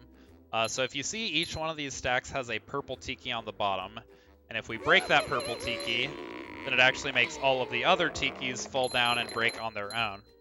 So we actually only need to break the purple tikis. Well, apparently I'm struggling to do that. So if you break all the purple tikis in the window, then that will automatically break all of the other tikis for you as well. Now on these next two windows, there are actually going to be some thunder tikis as well. So we can actually destroy stacks by activating the thunder tikis as well, instead of breaking the purple tikis on the bottom. Well, I didn't really demonstrate that very well, but there will be more of those in the next window, so I can show you what I'm talking about. So just break the last tiki here. Now make sure you go in here and grab this wheel. It's kind of easy to forget. Now I recommend waiting on the chuck here. You can kind of just stand here, wait for it to throw, then kind of jump around to the left. If you're going for like the optimal cycle, sometimes you don't have the luxury of waiting there, but when you're starting out, just go ahead and play it safe and don't die. So this last window, there's a lot of stuff to hit. So as you see, there are a few thunder tikis, so you can actually destroy these by kind of, well, just running into them like that. It's kind of hard to show, but if you can like just brush the side of one of them as well. Yeah, I don't know if I'm going to be able to get one, but like, well, okay, well I thought I got that one, but I'm sure you get what I'm talking about. If you can brush the side of one of the thunder tikis, that will also make it detonate, and that serves the same function as just running into it and blowing it up. So however you want to go about it, break all of the purple tikis or the thunder tikis. Oh, see? There. See how I kind of just brushed the side of it? And if you got all the tikis, you'll hear that fanfare sound. If you don't hear that sound, that means you missed one somewhere. So good luck finding it. Just be careful and don't die. And once you're done, go ahead and you can kill this G-Love if you need to. Go ahead and hit the button. Walk in here, Mr. Krabs will give you a spatula. Alright, so if you're on Xbox, just go ahead and warp to come back with the cruise bubble. On GameCube and PS2, it's going to be faster just to walk over here. So here, if you see that black box in the background, there's actually a button on the other side of that. But we can actually hit it from this side by shooting a cruise bubble and then pushing L to manually detonate it. You just need to make sure it goes a little past the gray box before you do that, or else it won't hit. So then just ride the platform and grab the spat.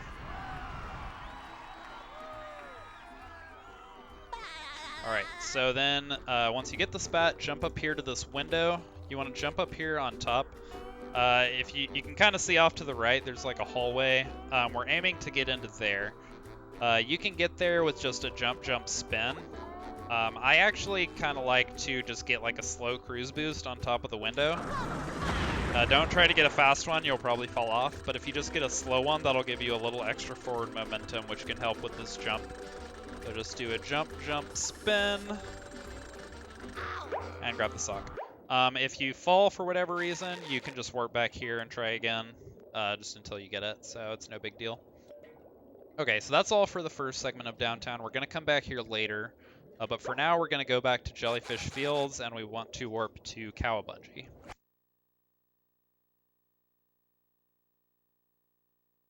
Alright, so go ahead and break these tikis. So this surface looks kind of funky, but it's actually pretty flat, so you can go ahead and get a cruise boost here. Well, in theory you can get a cruise boost here. Alright, so now there are a couple ways to make this jump. The way I'm going to recommend, stand here, then, well, okay, let me just start back over here. So you want to get over here, turn to the right, do a big double jump, spin, slam. Now, if you screw up and you fall down here, you'll get grabbed by the hand. So you want to try to avoid that, but if it happens, no big deal. You'll just come over here, get another cruise boost. Sometimes you'll kind of land down below, like here, and you can bash up. If that happens, then you're just like a tiny bit above the hand trigger, so be careful with that. If you fall any farther, then you'll get grabbed. So then head up this way. Now here, just jump on the side of the rock and bash. Now be very careful with this jump. You want to aim for the second flower over here. Don't jump on the first one, the one that I just passed, because that one's actually a scripted trampoline and it will kill you if you land on it. So once you get over here, you want to land kind of around here-ish. If you're worried about it, head to the center of the platform. You're trying to grab a checkpoint here. But then anyway, once you get it, turn around, jump on the flower, bounce over here, grab the sock. Now, the way I recommend doing this is just go ahead and bowl your cruise boost away and hit the button. You can like keep your cruise boost during this segment, but honestly, as a beginner, it's not really going to be worth it. So I recommend just bowling it away and just kind of walking across slowly.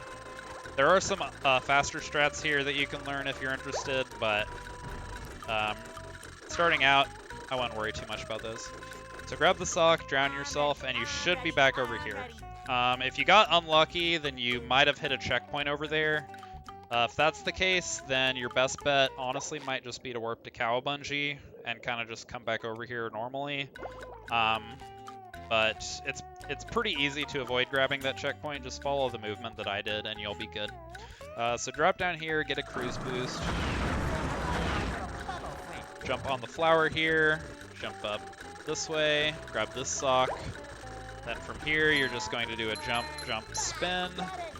Now you can hit this button behind the Duplicatitron if you do kind of a jump spin with this angle. If you have issues with that for whatever reason, just destroy the Duplicatitron and hit the button like normal. It's not a big deal. Grab the spatula. We're gonna head into the jellyfish caves area. Now there are a couple of different strats you can do in this area. I'm gonna show the easier strat first. Then at the end of this segment, I'm actually gonna show the harder strat. Like this is, so since this is a beginner tutorial, I want to do really beginner friendly strats, but some people might not find the harder strat too difficult and it saves like a minute, so I'll show both. But start by coming over here and getting a cruise boost on this side of the box. Now head down the slide. Now on slides with a cruise boost, you'll only get the cruise boost momentum when you're in the air. So you generally want to be jumping when you're on a slide with a cruise boost. I stopped jumping here just because it's kind of hard to turn quickly while you're in the air, but it's not a big deal either way. So jump up, grab the sock. If you miss this jump up to the sock, by the way, I'll just show you this backup. Jump up on these T-keys, bash slam to get over here. Then you can get as many shots at it as you need. You can also just jump in the box and go down the slide again, but that'll obviously be slower. So here you want to hang a little to the left. If you go too far to the right, there's actually a cutscene trigger, so try to avoid that. And do jump, jump, spin, slam to land over here. Talk to Patrick, grab the spatula. Oh boy, oh boy, oh boy. So grab the melon, toss it at the button. And we're gonna head over here and change back to SpongeBob. Now, I'm gonna go ahead and show the easier strat here. I'll come back here. So basically there are two ways to get the sock in the caves. One is with SpongeBob and one is with Patrick. So SpongeBob's gonna be a little trickier, so I'll show that at the end. But if you want to do that sock with Patrick, we're actually gonna skip it for now. So just get a cruise boost, then jump over here. Jump, jump, spin, slam if you need to. And then we're just gonna run under the caves.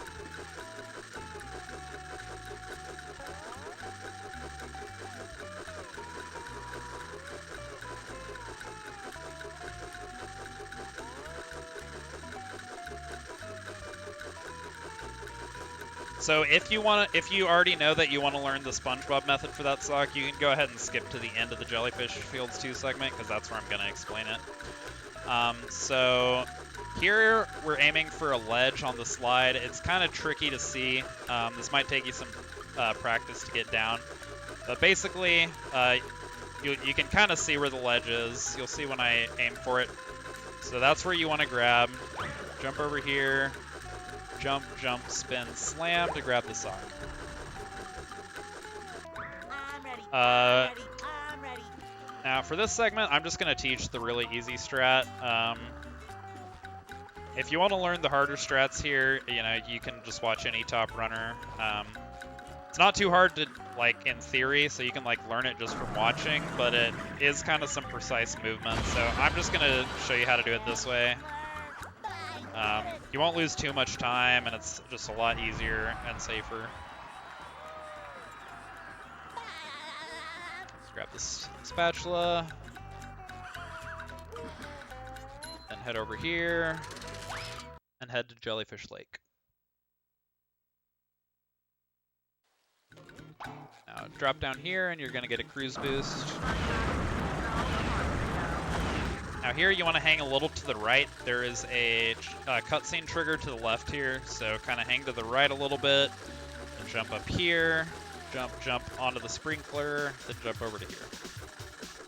And we're going to head over here and change to Patrick. So this fight has some RNG to it, so you kind of have to learn how to adapt to where the robots land. But basically, you want to slam to stun the robots, and then just throw them into the sprinklers one at a time.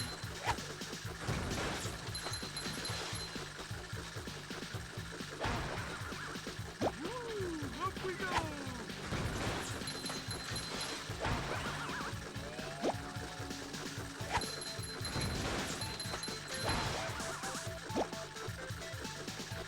Once you destroy the last sprinkler, you're going to get a cutscene, and the goo will lower like this.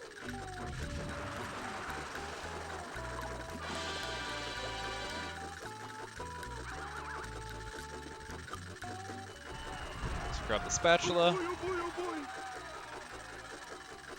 Now, if you're on Xbox, just go ahead and warp to drain the lake. But if you're on GameCube or PS2, it's actually going to be faster just to walk back.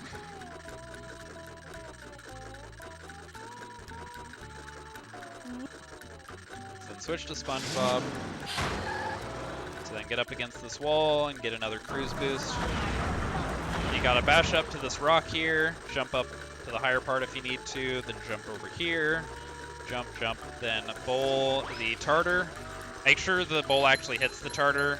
If you bowl into this sign trigger, that will actually cancel your ball. So just be aware of that and make sure the tartar actually dies before you attempt this.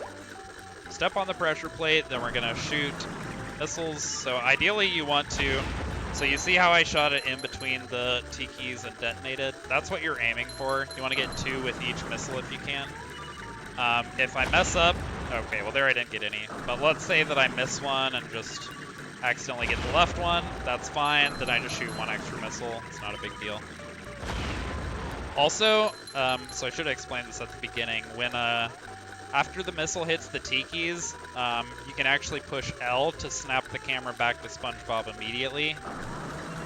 So like, well, I can't really show it now, but there will be other chances to demonstrate that. Yeah, basically once the missile blows up, the camera will kind of just sit there for a second, but if you push L, it will snap back to SpongeBob immediately. Let's go ahead and grab this sock. So I think the easiest spot to cruise boost here is going to be like this wall. It's not great, but honestly there aren't any good spots over here, so you kind of just got to get used to this one. Oops. Alright, so then you want to, there's kind of a little rock you can jump on here, then do a double jump spin over to here. If you fall down here for whatever reason, all you have to do is come over here, bash up to this rock again, and then you can just climb up like, oops. You can climb up like normal, like this. So here, make sure you go over to the left. There's a sock over here. It can be really easy to autopilot and just do the any % movement, but you do got to make sure you grab this sock.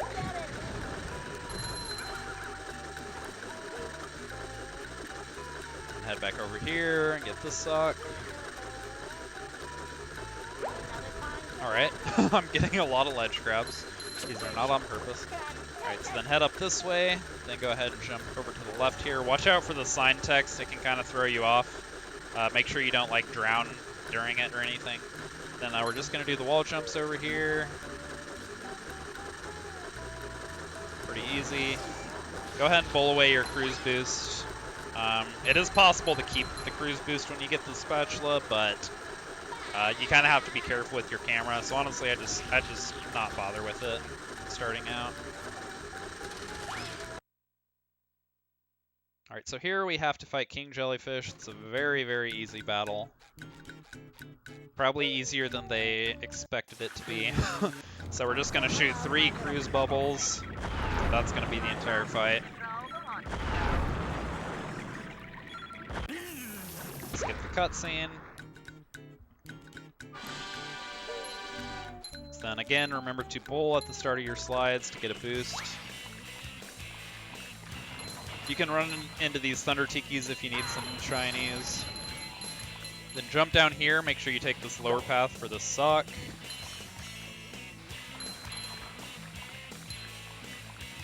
Head to the end of the slide, and we're just going to do a couple jumps, grab the spat. Alright, so now we're going to warp to top of the hill, which takes us back to the start of the stage, where we can talk to Squidward, and he is going to give us a spatula for defeating King Jellyfish. Now there's one more sock kind of off in the background you can see over there. So we're gonna get a cruise boost. And then we're going to head over here, do a jump. No, okay, well. Well, yeah, sometimes you can run into the text box there, so just be aware of that. That's not a good cruise boost spot. How's this? Alright, so that's a cruise boost spot if you need it, I guess. So you're just going to want to do a jump, jump, spin, and slam. Then as the sock starts gravitating towards you, it actually won't update your count immediately, but if you see it gravitating towards you, that actually means that you have the sock. So even if I had warped out before it added it to my counter here, then when I load into the next area, I would have it. So just keep that in mind. Sometimes you can actually warp out of an area a little bit faster than you otherwise would, because you can leave as soon as the sock is floating to you. So if you did Geode Clip, the strat with SpongeBob, then you're actually done with Jellyfish Fields now. If you're wanting to do the Patrick strat, then at the end of Jellyfish, go ahead and warp to Spelunking here.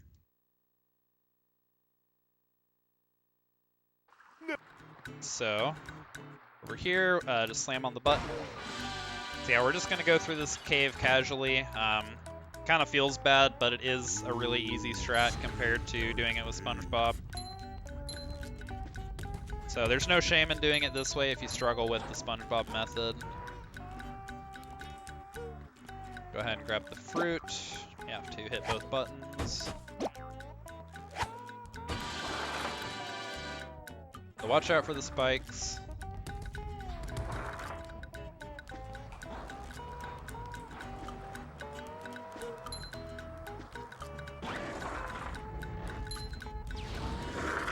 So you don't really have to wait for this. Oh, well, that one pushed me back, but you can usually just jump on top of the spikes and keep going without, like, waiting for them or anything. So you kind of like that. So then grab the fruit, put it on the pressure plate, that'll open the gate. So here, go ahead and run into the sign text box before you grab the fruit. What'll happen if you grab the fruit and then walk forward is the sign text box will actually destroy the fruit in your hands.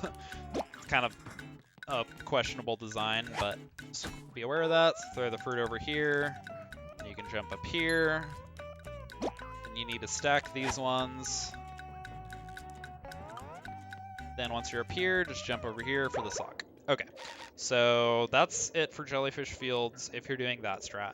Now, if you want to do the harder SpongeBob strat, I'll go ahead and show how to do that. So, let's just get back over there.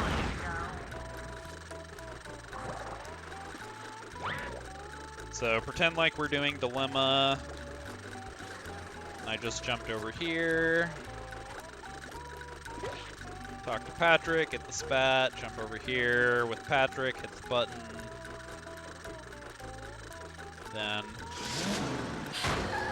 Okay, so if I get over here with Patrick, switch to SpongeBob, then what I'm going to do is get a cruise boost. And we're actually going to go this way. Bash over the gate. Get the sign text box, hit B to cancel it. Then do a jump, jump, spin onto the tikis. Plankton would normally talk to you, but we already talked to him with Patrick. So then you have to do a jump slam to land on the button, kind of like in downtown. Then just go through the caves. Be careful not to get hit by the spikes or the whatever these are, the meatballs, because that will cancel your cruise boost. So then we would have to spin both buttons to open this gate. You can actually jump to the left around the spikes here. Yeah, just be careful not to get hit by the spikes. If you do, it's not a big deal. You can either get a cruise boost somewhere or just continue without one. Just whichever's easiest. So then once we get up here, so normally this gate would be up, right? So here we're going to go for a trick called Geode Clip.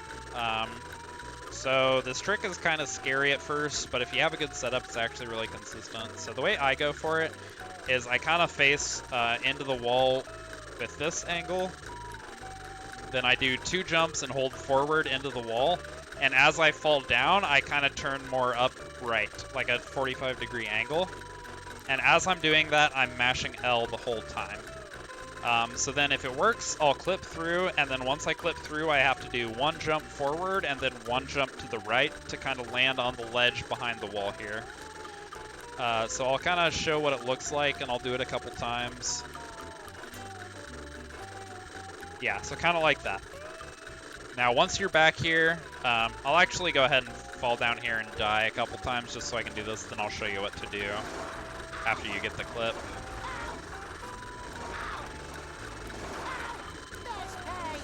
Alright, so if you fall or die, then you can respawn back here. So now, the nice thing about this route is because we have the hand enabled, if you get stuck trying to do this clip, like let me try to get stuck real quick. So yeah, if you get stuck in the wall like that, the hand will actually grab you, so you don't just get stuck, luckily. You'll lose some time, obviously, but you don't have to reload the level, which would lose like over a minute. So this strat is relatively safe with the hand enabled. Now, there is a very unlikely chance that you can actually get stuck in a position where the hand won't grab you. If that happens, it really sucks. You just have to warp to Patrick's Dilemma and get all the way back here. It'll lose like a minute, but if you end up in that position, it's your only backup. But yeah, so once you clip through the wall, you want to land on this ledge, then some people get a cruise boost here. I'm not going to teach that just because it's kind of harder and doesn't save that much time. So from here, you'll just want to do a double jump spin to hit the melon, then come over here and kill yourself on the spikes. Ow!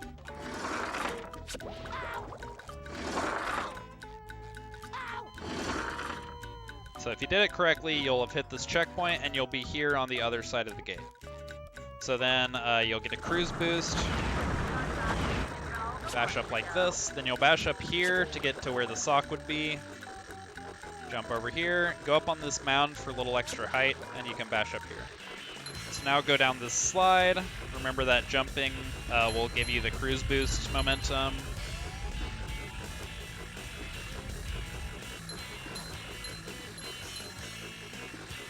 So then once we get down here, you would just do a jump, jump, spin, slam into the sock and drown. And then at this point, the routes would converge and you would just go through as normal. So that's it for Jellyfish Fields. So now we're gonna head to Goo Lagoon 3, excuse me.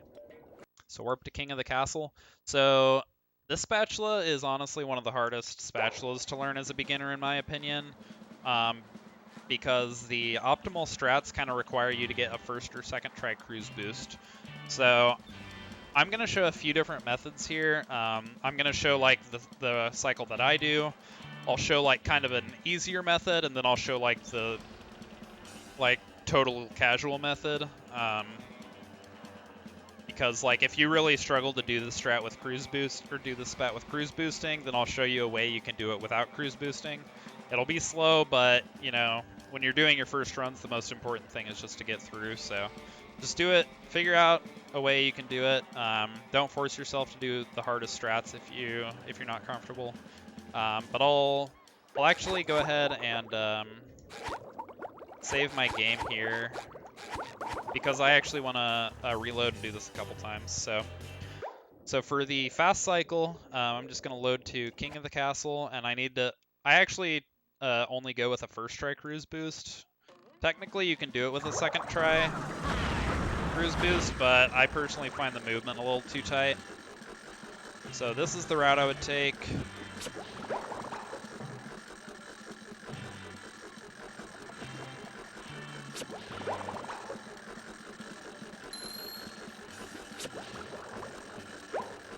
Make sure you grab that sock up there.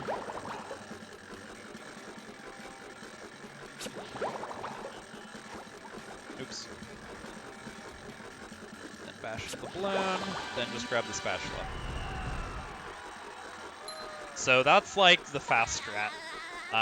If you're new to the game, you're probably not going to be able to do that one consistently, so don't stress it too much if you have trouble with it.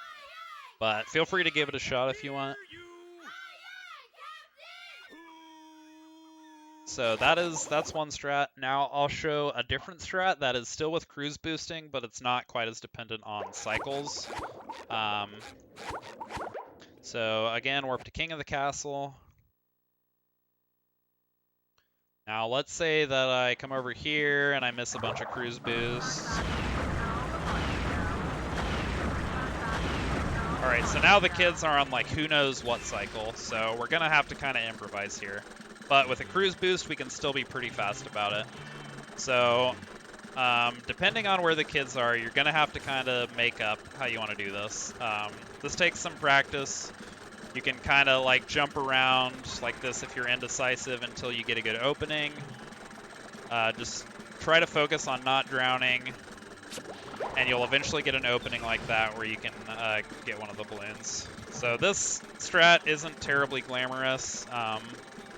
It's not going to be super consistent, but it actually will give you a lot of experience with finding backups for this spatula, because even like top players who do like the fastest cycles, they still mess up sometimes, so they still need to know backups. So, oh, see, like there, I undershot it. Oh no, okay, well, yeah, sometimes that can happen. So yeah, these first two kids are going to be the scariest because they are over the goo, so if you screw up like that, then you'll lose your cruise boost and possibly even drown.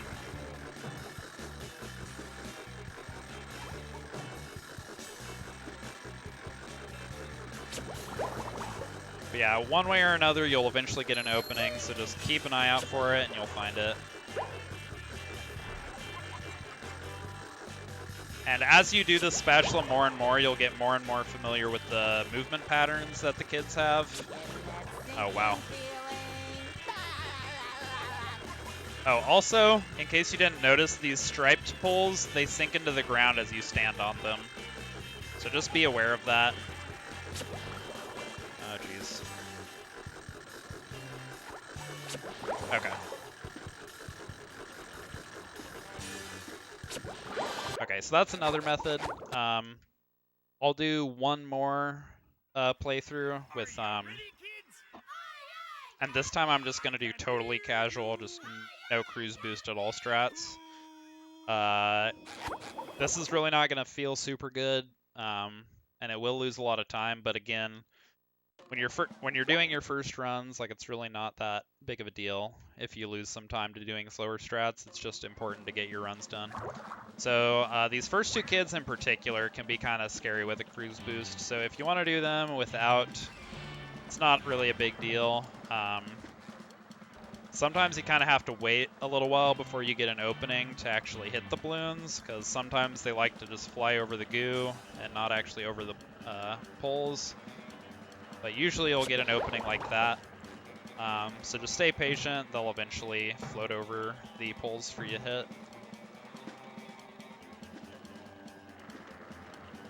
And again, remember these ones sink as you're standing on them. So if you like kind of jump like that, then they won't sink, because they only sink when you're like standing still on them like that. Alright, so once you get those first two done, if you want, you can even just get a cruise boost here and just do the rest with a cruise boost, because these last three are a bit safer. But if you still don't want to do that, feel free to just jump up here, grab the sock, and then just continue the rest without a cruise boost. So now this one actually is kind of annoying. You actually want to raise up this platform, and that'll actually give you an opening a lot faster, because the kid will float over this one. I'm not sure if it actually floats over any of the other platforms, so without a cruise boost you actually might have to do it that way, but I'm not entirely sure about that. This is the last one. Oh, whoops. And talk to Puff. So yeah, just find a method that works for you. Don't worry too much about being optimal starting out. It's just important to get your runs, or get some runs in. So anyway, once you do that, go ahead and warp to King of the Castle again. Now we're going to go over here, about to where the shiny object is, and we're going to shoot an invisible button. So you won't be able to see the button, but you will see that yellow square pop up around it, and if you hit it, those trampolines will raise up. So if you miss it and you don't see those, then just shoot again, and you'll eventually be able to find it. So once you hit that, get a cruise boost. Now this can be kind of tricky. I recommend just doing one full jump onto the side of the box and then bashing up to the top of the sandcastle from there. You can also do it with a double jump. I honestly find that a little bit harder, but you can try it either way. If you land in the box, it's going to take you over here, so try to avoid that. But if it happens, just jump back in the box. Then we're going to do, once we get up here, go ahead and get the sock. Then you want to do a jump, jump, spin. Sometimes you'll get a ledge grab there. It's not a big deal. It'll just lose you a couple of seconds.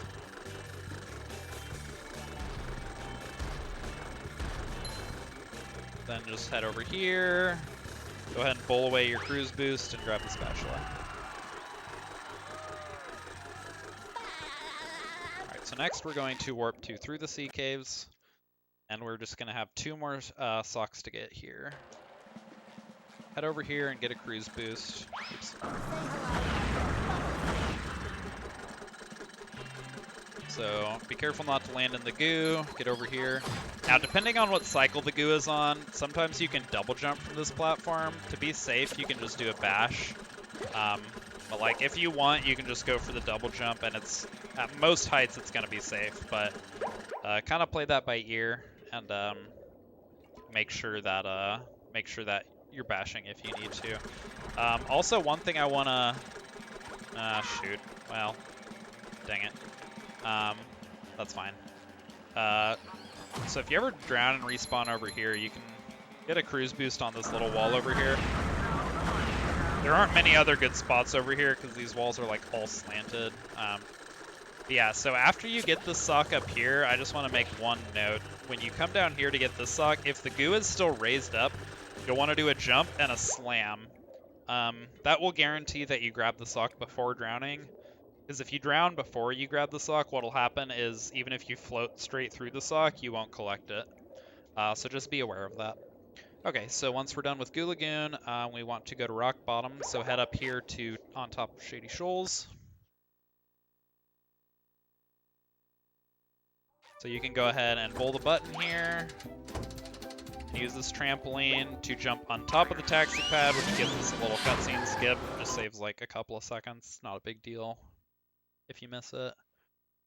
Welcome to... Alright, so first head over here to the candy machine and get a cruise boost. Now make sure you go on the right side of the sleepy here so it doesn't hit you.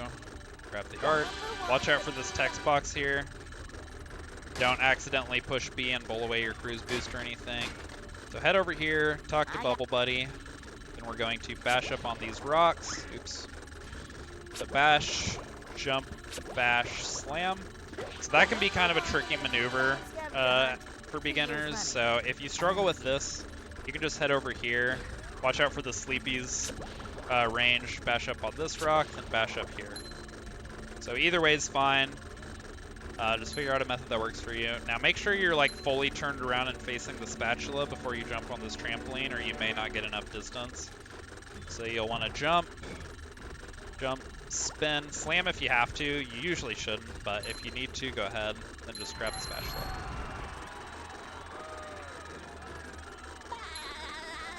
Now go ahead and warp to get to the museum.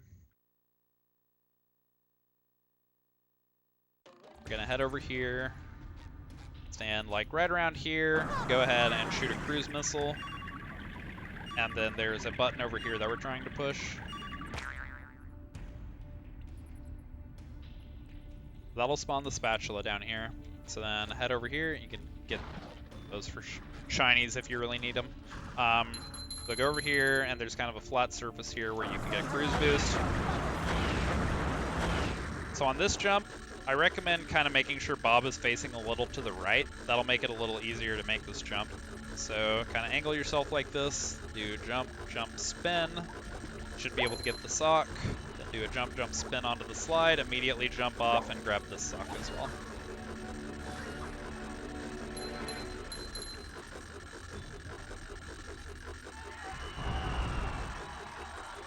Sometimes you might fall off here during the spatula animation. It's not a big deal. The hand will just grab you and you'll lose a couple seconds, but don't worry about it too much. So either way, after that spatula animation or after the hand grabs you, work to swing along spatula. And so then head over here to the left.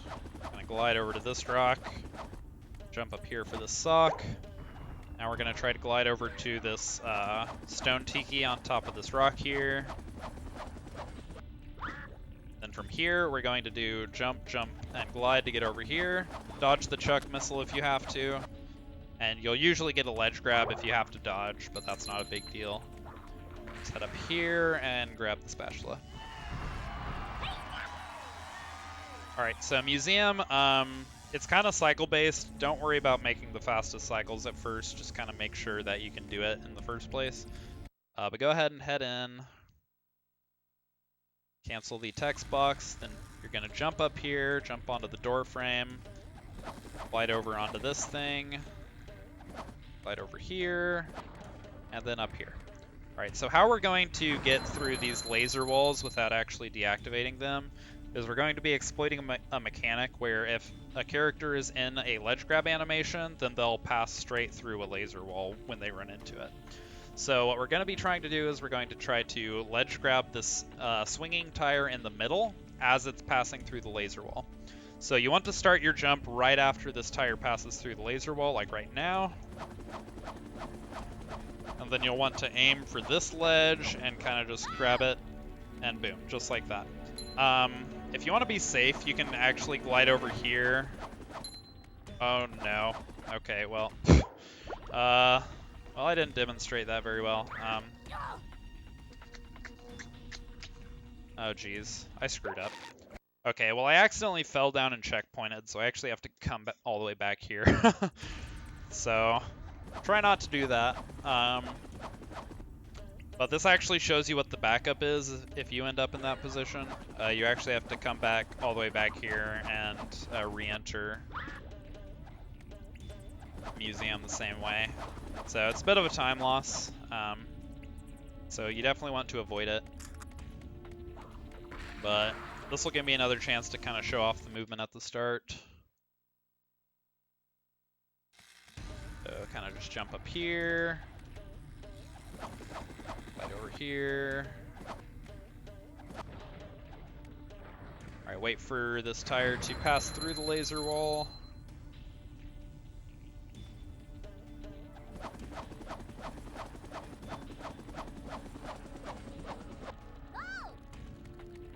Okay, so what I was aiming for, so go ahead and land on this tire so you can avoid what I just did.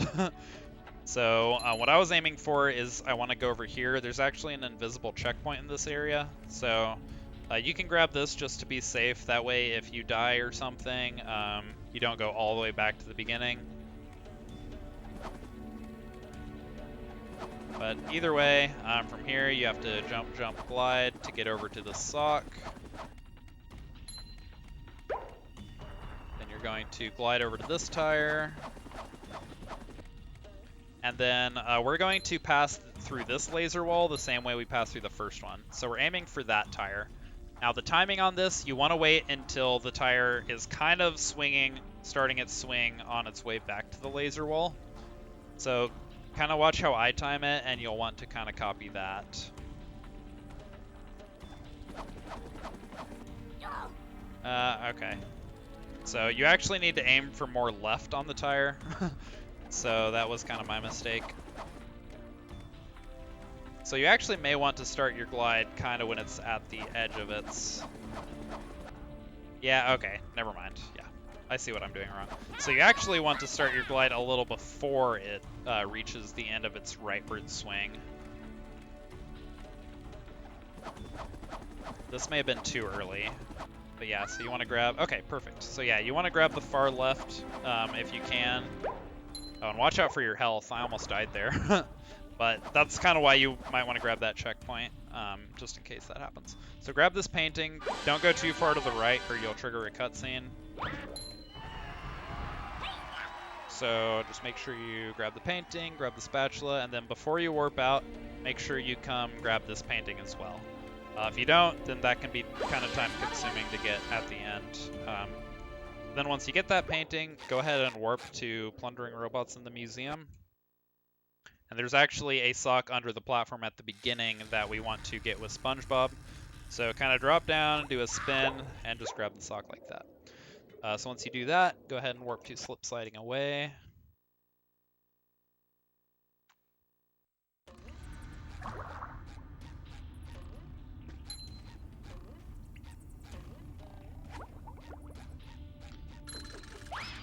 Head over to this gate, and we'll be at the very end of the Trench of Darkness, which gives us the spatula. And once we get that, go ahead and warp to Across the Trench of Darkness. There are a few different ways you can do this part. I'm going to do what I think is the easiest for a beginner. So turn around, go ahead and shoot a cruise bubble, and hit one of these Thunder Tikis up here. That just gets rid of the sleepy times. Then you'll just jump up here like this, and then get a cruise boost on this rock wall. Over here, grab the painting. Over here, grab the sock. Now for this jump, this can be kind of tricky. I recommend kind of angling yourself to the left when you start this jump, if you can. So kind of like this, and you'll do jump, jump, spin, and you'll see there's kind of a little gap in the wall here. It might take some practice. If you fall here for whatever reason, just let the hand grab you, and you'll just be back over here, so you can just shoot the Thunder Tikis again. And now, actually, since you already got the sock down there, you can actually jump up here, just do jump, jump, spin to get over there for free like that. So if you struggle with this jump to get down here, then you can just do that as a backup. So here we're going to take advantage of a mechanic where if you are on a rising platform, then SpongeBob will actually get a boost to his jump height. So this might take some practice. This is kind of tricky, but what we're going to do is we're going to jump up on this piston. We're going to kind of do a wiggle, like a moonwalk like this, so we don't go too far forward. And once the piston gets close to the peak of its height, we're going to do a jump, jump, spin to get up to that spatula up there. So this might take you a few tries, but just give it a few shots and you'll get it down. So kind of wiggle, then jump, jump, spin like that. Now make sure that you jump before the piston actually reaches this peak, because watch what happens if I wait till the very top. So, okay, so you can still get a ledge grab that way, but you'll notice that I didn't get nearly as much height on my jump. So that's why you want to do it while it's still rising up, because that gives you an upward boost to your jump like that. So bowl away your cruise boost before you grab the spatula.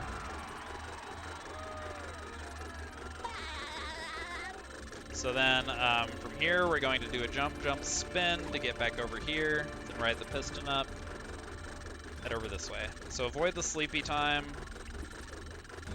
jump over here, go over the box, and then we're gonna run across this path right here. So go ahead and pay the clam. Go ahead and kill the fodder as well. And we're gonna shoot a cruise bubble to hit this button over here.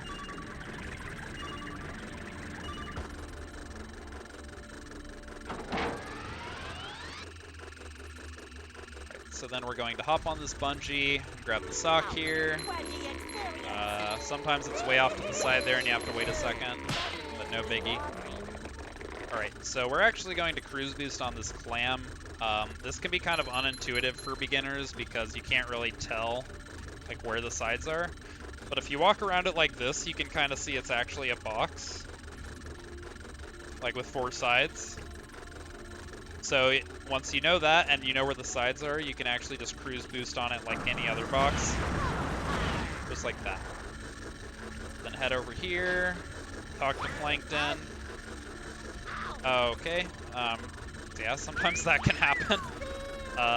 Well, if you're over here, you can cruise boost on this box. It's probably your easiest spot.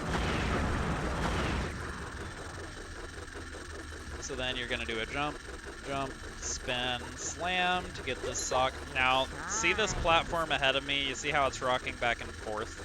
You want to wait until it's at its farthest back point, so yet you know it's heading back towards you. So notice how it's swinging towards me as I jump up here. That makes that jump a lot easier. Now angle yourself into the wall like this and spin the button. Don't take too long or the target might hit you.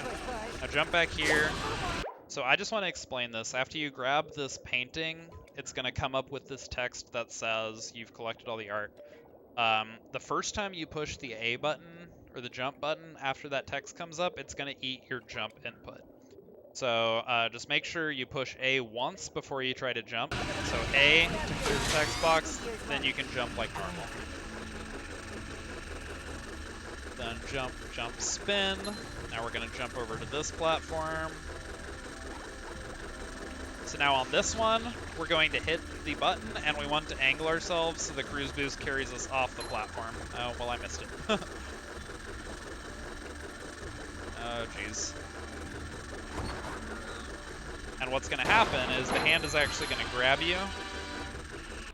And what this does is it skips like 20-second cutscene that you would have to watch otherwise. So that's actually why we activate the hand in downtown. Just so you're aware. And so come over here, switch to Sandy, and talk to Plankton for the spatula. Plankton will only give the spatula to Sandy, so that's the only reason we switch. And then warp to return the museum's art. You should have all 6 pieces now. And just talk to Mrs. Puff, and she'll give you the last spatula. Alright, so now that we've done everything we need to do with the hand, we're going to go back to downtown. So warp to Tiki's Go Boom. So you might remember we spawned the spatula up here in Downtown 1, then just didn't grab it. So we're gonna jump up here and grab this now.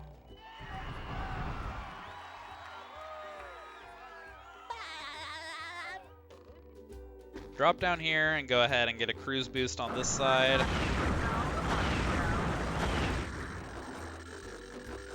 So head over here, there's a sock inside of this building. Be careful not to get hit by the charter bot. So here, jump on the trash can and bash over. Now try to bash up onto this lamppost if you can. If you struggle with that, you can also get up this way. Then from here, jump up onto this, double jump. Sometimes you'll get a ledge grab, that's fine. Head over, grab the wheel.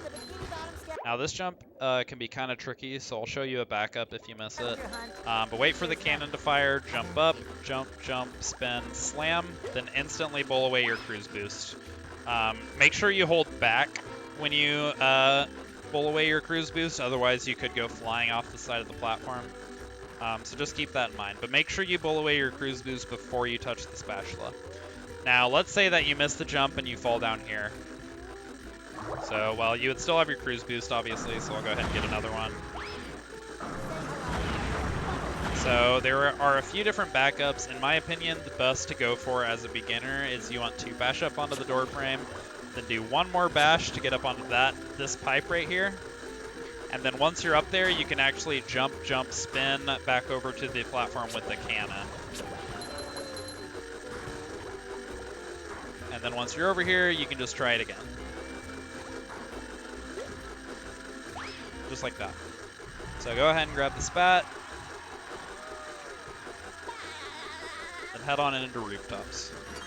Now I'm going to save my game here because I actually want to show a couple different methods for doing rooftops. So one way you can do is with Sandy, and the other way you can do with SpongeBob. SpongeBob is a lot harder, but will save close to a minute. So I'll go ahead and show both methods just so you're aware. So if you want to do it with Sandy, first you're actually going to come over here and do this part with SpongeBob either way. So hit this button, and jump up here. I saved, yeah, okay. Jump up here onto the windmill to grab this sock.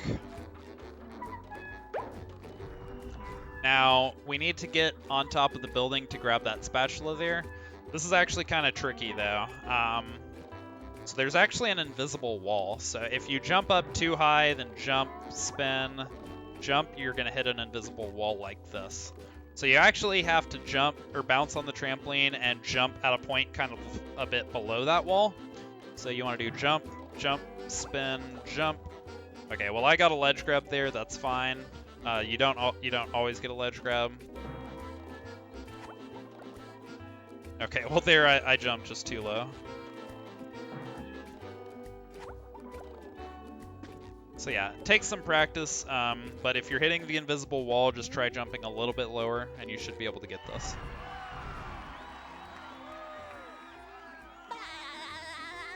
So come down here, switch to Sandy. Then we're going to jump here and head towards the swinger here.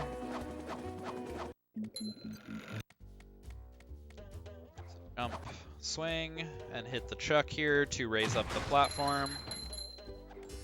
Then head over and grab this wheel.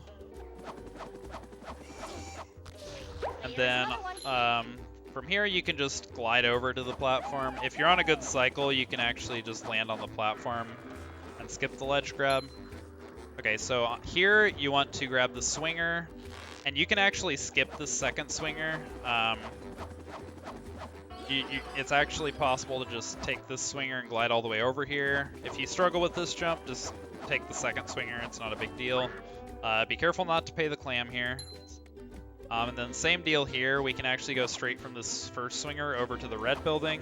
If you struggle with that, then just go over to the green building on the left first. So then jump up onto the Tartar's head, jump, jump, grab.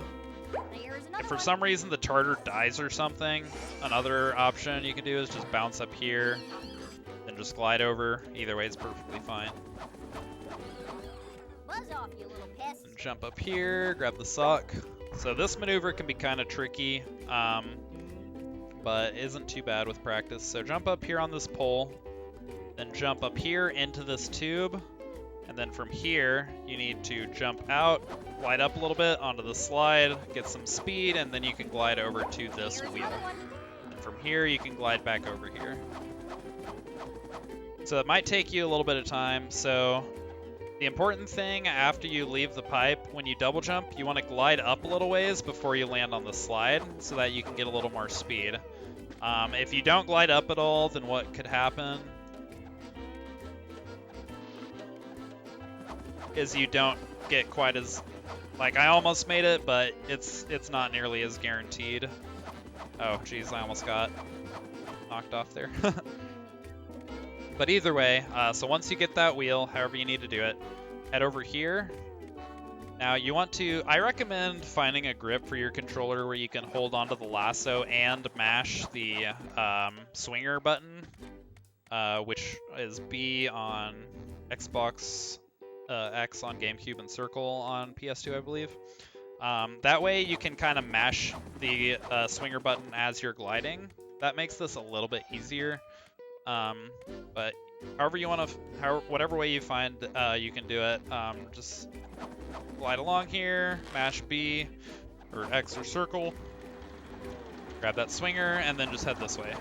Dodge the chuck if you have to. Go ahead and kill that. Then, actually, here, go ahead and do it this way. If you're doing sandy rooftops, go ahead and swing over here and grab the sock behind Lighthouse first.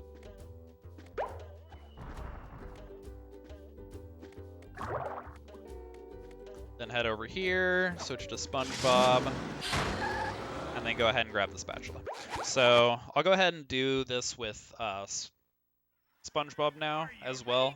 So this method's going to be harder, but it will save a good chunk of time. So feel free to try this out, but if you like really struggle with it at first, like a lot of people start out just doing sandy rooftops, so if you find that easier, then there's no shame in that.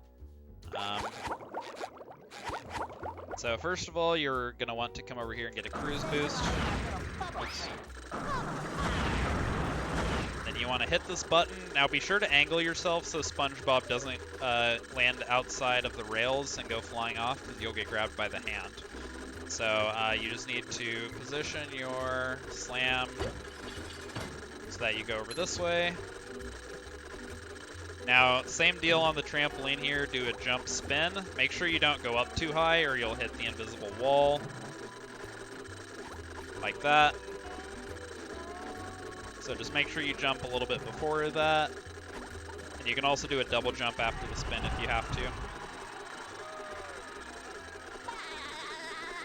Alright, so once you get that, head up here to the top. Oh, okay. Well, sometimes you bonk your head on a floating tiki, but...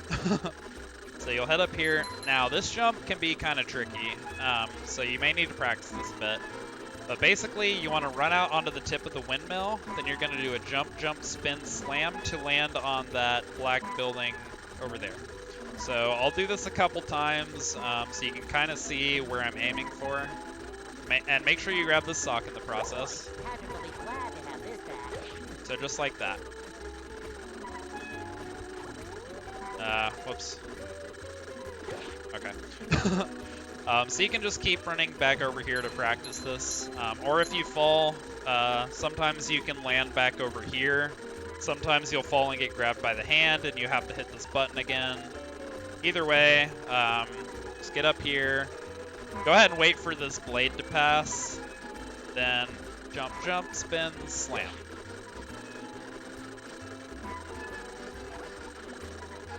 So yeah, it's not too easy, but when your jump spacing is good and once you're comfortable with it, you'll be able to get it pretty consistently.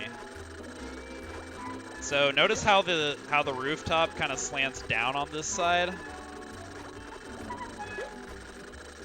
You want to kind of aim for the left side of the rooftop where the top is a bit lower.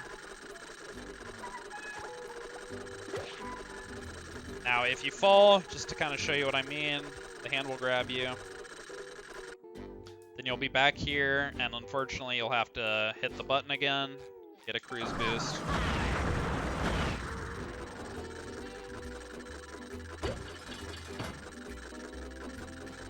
But unfortunately, there really isn't an alternative to this jump if you want to do SpongeBob rooftops, which is kind of why I wanted to teach it with Sandy as well. But practice this enough and you will eventually get it down. Then head over here, jump, jump, spin. Kind of hug the sign here to grab the checkpoint. Make sure you see that checkpoint text before you continue. So then head over here, grab this wheel, fall, and get grabbed by the hand. 3 years running. Alright, so this cruise boost spot can kind of suck, but like if you kind of like walk into it, you can kind of tell where the flat edge is. So get a cruise boost there, however you have to do it. Now depending on when you get to this platform, you may have to wait a bit. Kill the chuck to be safe if you have to. But then just get up here, jump over here for this wheel, jump over here for this wheel, jump over here for this sock. Now here, you want to jump up on this pole and do a... Okay, well I screwed up. So you want to jump up on this pole and do like a bash slam to get up on top of the building here. It is kind of tricky. If you struggle with that, another option is you can jump up on this pole, jump up into here, kind of face into this corner and do a double jump for a ledge grab, and get over here with a slide. Now, this part is kind of tricky. I'll do this a couple times and show you a few different methods. So the standard method is just jump, jump, spin, land inside the chimney, jump up onto the outer rim, jump, jump, spin, bash, slam. So it's kind of a lot in a short period of time, so it might take you some practice. There is kind of a slower method you can do where you intentionally get ledge grabs on the chimneys. I actually did this for a long time when I was new to Hundo, and it helped me out a lot. So I'll go ahead and show you all that, just so you have that as an option. So what I do is I kind of intentionally undershoot so I can ledge grab the chimney. Then as I'm doing the ledge grab animation, I turn my camera a bit so I can see where I'm jumping to. So I'll kind of show you what I'm talking about. So jump, jump, spin, ledge grab, turn the camera, jump, jump, ledge grab, bash, slam. So I find that method a bit easier.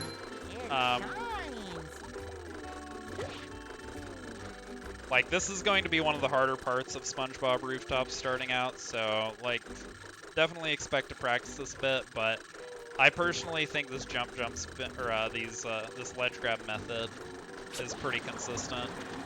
So just practice that as much as you need to. Now do a jump, jump, spin, slam over here. Grab the sock. Then head down here and bowl away your cruise boost and get the spatula. So this is where the two routes will converge. So whichever route you're doing, you can resume here. And go ahead and hit the button. Now here we're doing a trick called Lighthouse Disable. So this can be kind of tricky because it's a 1 or 2 frame window depending on your setup, which sounds really tight, but with practice it's pretty intuitive.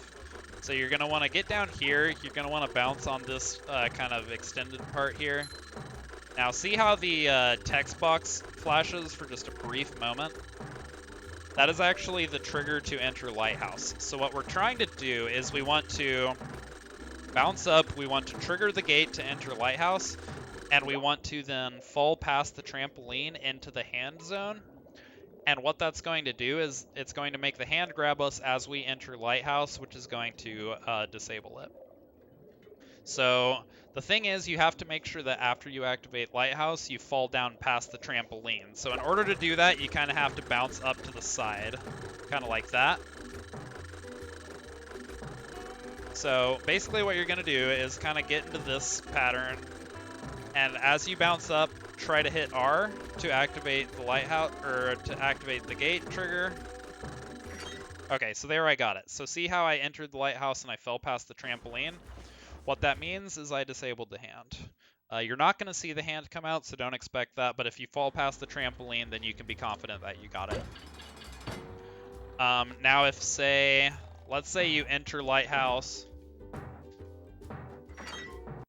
and then you bounce on the trampoline again, that will not disable the hand. So if you do that, hit B to exit the level and just keep trying until you get it.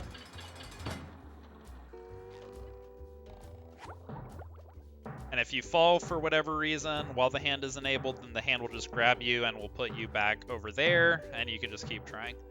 So yeah, it takes some practice, but the trick's really not too bad. In Lighthouse, go ahead and push A 3 times to accept the challenge. Now we need to get the sock, so we want to jump up on this wheel here. This might take you some time to get down, because the spot where you can actually land on it is kind of small. Once you do that, jump up here, do a bash to turn around in place. Just do a jump, jump, spin to grab the sock.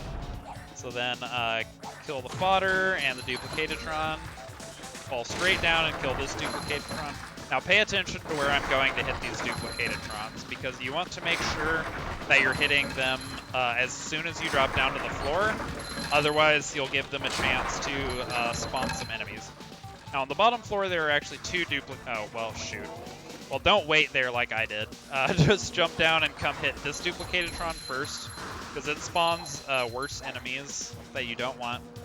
Then head over here. You actually want to run into this wall, and you can clip in and grab the last wheel like that. And then just kind of clean up.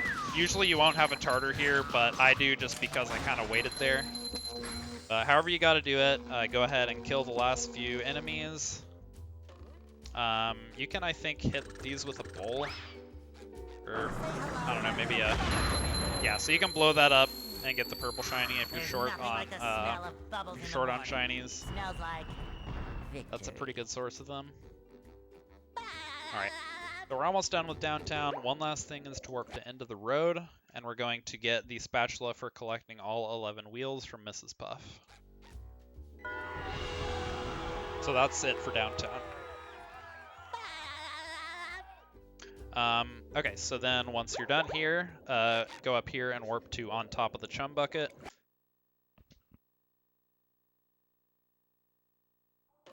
Now, I should mention that if you have trouble with Lighthouse Disable in downtown, another option you have is you can do a regular taxi pad disable when you enter Kelp Forest, same way that you did at the beginning with Jellyfish Fields.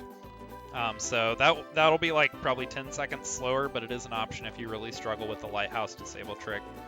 Okay, so now we need to get the spatula on top of the chump bucket. So the easiest way to do this at this point is, so you can come up here and get a cruise boost on the front of the doors.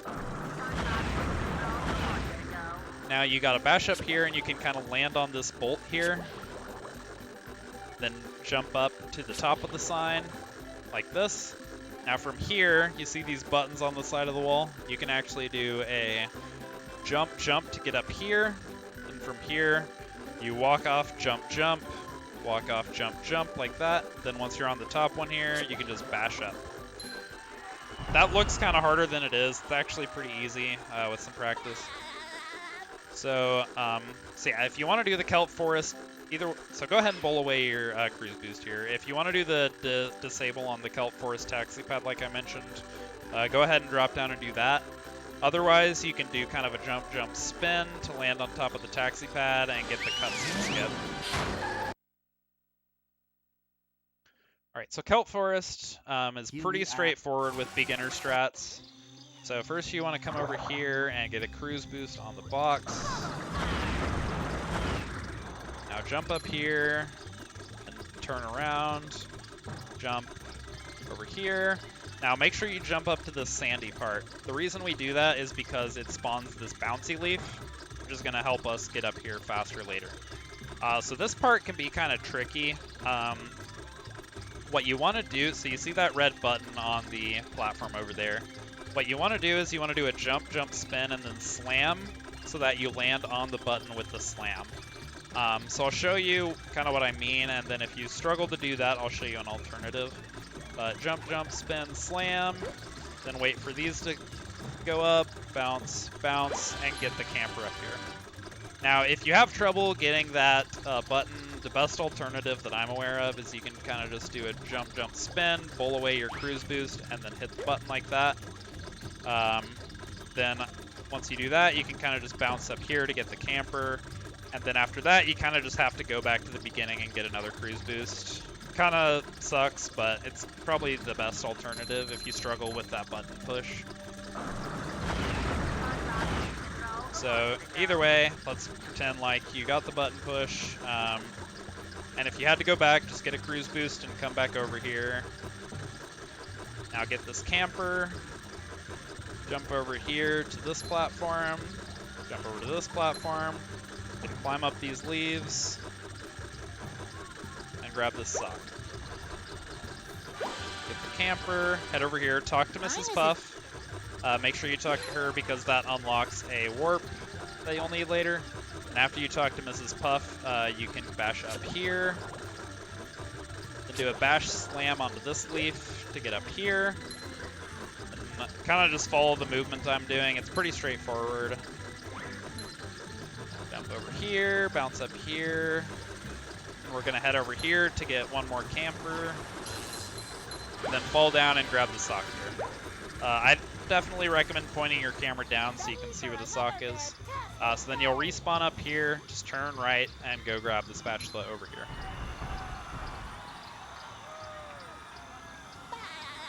Then once you have that, just pause and warp through the woods. This will take you back to the beginning of the level. We're going to hop up on this leaf that we spawned, and then head through this gate. And we're basically going to kind of cheese the level and do it backwards. So first things first, just head into this spatula. Now there are a few ways to do this time challenge. I'm going to show you the way that I think is easiest. So jump in the box, mash A to accept Mermaid Man's challenge. Now kind of position yourself like right here, right under the slide. Now what you want to do is you want to walk off to the left and kind of do a double jump to bonk your head on the inside of the slide and then jump back and land on the platform over here. So it's kind of like... Oh, well, okay. I screwed up. But you saw how the timer started, even though I didn't actually land on the slide. That's what you're aiming for, but you just want to make sure you actually land back over here. Yeah, okay. So kind of like that. Just walk off, then just do a jump back. Might take you a few tries. If you fall, just warp to Kelp Vine slide and try again. So then once you activate the slide, jump in the box, head over here, and step over here. You'll get the alert that you won. Mermaid Man will give you a spatula.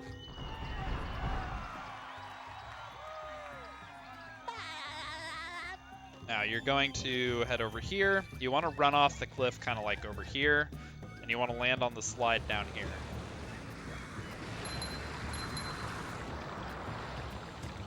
So this slide is kind of scary because it's pretty narrow and there aren't like ledges to keep you on it. So be careful. Make sure you turn your camera when you're turning as well. Like I mentioned in Mermalayer, that will help you turn faster on slides. So then you want to take this upper path, and this will take you over to the sock. Oops. Then as soon as you have this sock, just warp to Kelp Vine slide, and we can continue.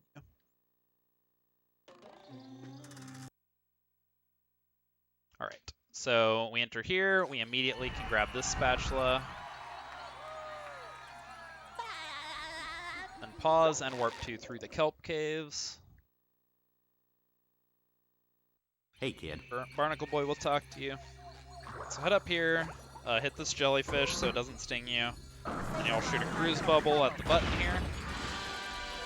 So you can get a cruise bubble on this wall here. If you have trouble with that, you can just go over here to the box and do it over here.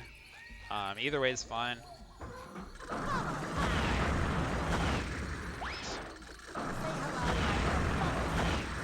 Alright, so grab this first crystal. Then here, jump on this pressure plate, then bash up kind of onto the lip of the fish there. You can get your footing and do another bash. Jump up here. Here, be very careful not to step on this pressure plate. If you do, you'll initiate a cutscene, and then the cruise boost will carry you into the goo. So just avoid that if you can, but turn back around, jump over here. Then jump on this rock and bash up to get the sock. Now go ahead and bowl this enemy away. Jump on this pressure plate, and now we're going to shoot a cruise bubble to hit this button.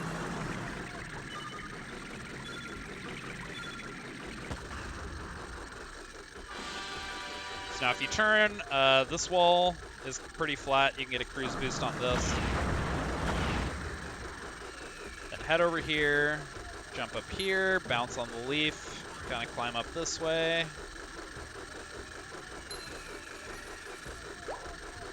Alright, so now this part is going to be kind of tricky. So we want to jump up here onto this rock, jump over to this rock, and we kind of want to get stuck in this corner. Now we're going to be using a trick called L clipping, which you haven't really seen so far. So basically, once you get stuck in this corner, if you just mash L, you see how SpongeBob kind of wiggles? Now if you do that and kind of hold forward here, then you'll clip through like this. Well, shoot, I fell down.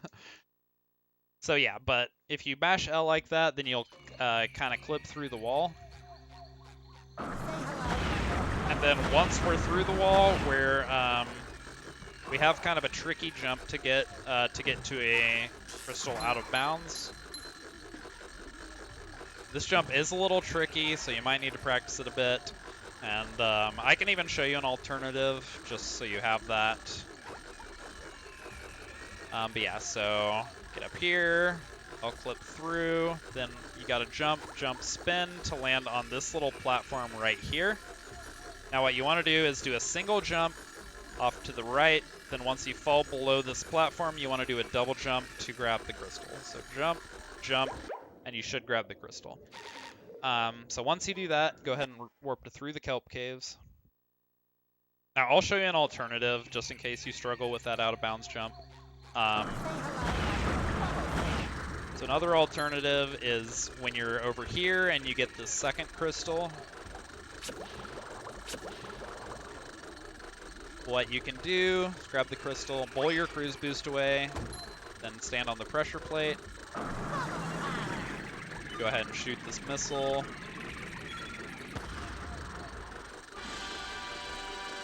So now you can find a spot to get a cruise boost. I'm actually not sure. I think maybe this wall works. Yeah, so that wall works, or you can go down here and find something. But either way, you can come through here, then head into this area. Watch out for the sleepy time. You can actually get around it by jumping on the rocks like this. Just bash up, and this is where the crystal would be, the one that we just got. So that is another option if you really struggle with the out-of-bounds jump. And then you would just come around here, you would come up and bash up to get the sock like normal, and so on. Okay, so either way, once you get that out-of-bounds crystal, or once you get all of the crystals, or all of these first 4 crystals, I should say, warp to through the kelp caves, and we're going to actually head over here and switch to Patrick. So then jump in the box. If for some reason you didn't get this box, then you can also just come up here, jump on this light, and then just jump up like that. Then jump up here, go ahead and kill this guy. Head through here.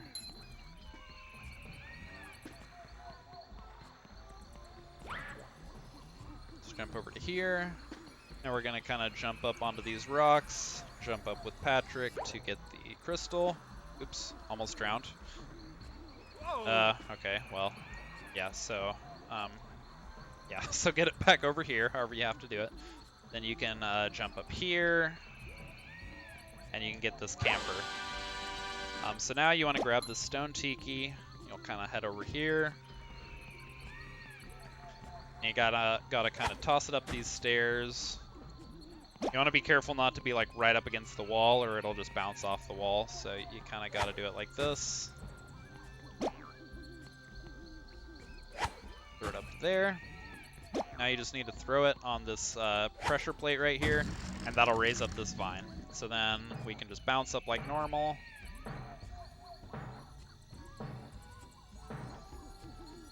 Whoops. And just grab this last crystal. So then once we have the last crystal, warp to through the kelp caves, and we'll talk to Barnacle Boy, and he'll give us a spatula.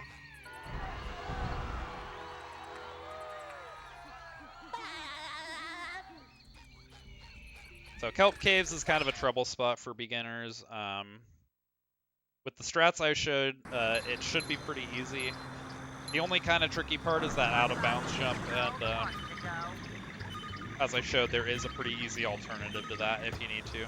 So anyway, come out here, shoot this missile, and after you shoot the button, grab the spatula. Then you'll want to jump down here, and grab the spatula as well.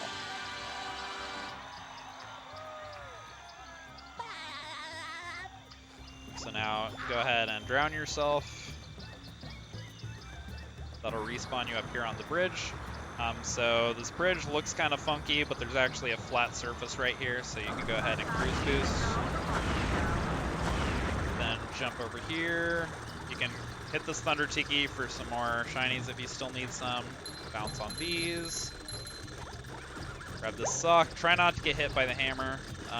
If you do, you could lose your cruise boost and you'll have to like kind of restart the section. So this jump can be kind of tricky. What you're aiming for is to bounce. You want to do a jump, spin, then bounce on the gate like this, and jump over and hit the sleepy like that. I actually kind of want to... I'm going to drown myself, because I kind of want to show an alternative to that. Oh, it spawns me over here. Okay, that's fine. I'll just swarp here. So I kind of want to show an alternative to that, because that gate bounce can kind of be tricky for beginners, I think. So go ahead and get a cruise boost here, like you did earlier. Jump over here. And you would come over here to get the sock. Now, if you struggle with bouncing on the gate, then another option is you can just intentionally go over it. Now make sure you push B so you don't pay the clam, then do a bash, and when you get close to the sleepy, you can spin it. So, however you do it, get the camper here. Now, if you screw up and the sleepy hits you, then you're gonna have to get a cruise boost, and the spots over here kind of suck for it. The best spot I've found is you can see there's kind of a flat surface on the rock wall here. It kind of dips in over here and over here, but like this spot right here is pretty flat. So get a cruise boost if you have to, jump up on these rocks and bash up here. Go ahead and get these Thunder Tikis for shinies if you need. Jump spin, jump away before the G-Love hits you, then land on this. Now here, be very careful that you jump all the way over this arch. If you like land on top of it, you can get stuck and have to reload. Then head over here to get the last camper, and then warp to find all the lost campers. So Mrs. Puff will give you the last spatula. Now we have one more sock. The sock is kind of awkward. So you see this line of tikis over here. You have to bowl all of them. Now you don't have to get them all in one bowl, but you do have to get them within a short window. So ideally you just want to bowl them all with a single bowl. But let's say that you are kind of off on your angle and you miss some, then you can actually throw a second bowl to get the rest, like that. But you have to be quick about it. If you're too slow, then it won't count it and the sock won't spawn. If that happens, just warp to find all the lost campers and that will respawn the tikis and you can go again. So ideally you want to get an angle kind of like this. see that got all of them in one bowl. But if you know your angle is off, then you can react and throw a second bowl immediately and still get the sock. Okay, so once you get that, we're actually going to go to Sand Mountain. So go up a couple and then warp to Frosty Bungee. Now, Sand Mountain, you may have heard horror stories about this level in 100%. It's actually not that bad with the strategies I'm going to teach. Keep up! So first you'll want to come over here. There's kind of a flat surface on the wall here where you can get a cruise boost. Then head over here, grab these Thunder Tikis for shinies if you need them. Then go over here, you want to jump under the bridge to get the sock. Head up here. Then you want to kind of approach this door from the left so you can accept it without losing your cruise boost. So when you enter here, go ahead and mash A to accept Larry's time challenge. So we're actually, I guess you don't have to mash A because we actually have to accept it a second time. So we're actually going to exploit a glitch to use Sandy for this slide. You're not supposed to be able to do the time challenges with Sandy, but there is a glitch we can use to do it. So first thing, you need to get a cruise boost on the box here. Now, you want to talk to Larry, but you want to angle yourself so that the cruise boost will carry you into that bus stop over there. So go ahead and set it up like this, then talk and mash R. Make sure you're mashing R here. And then once the bus has left, wait until the bus is left and then mash A to accept the time challenge. If you mash A like in the middle of the character switch, then it won't work. So now we have the time challenge active and we're Sandy.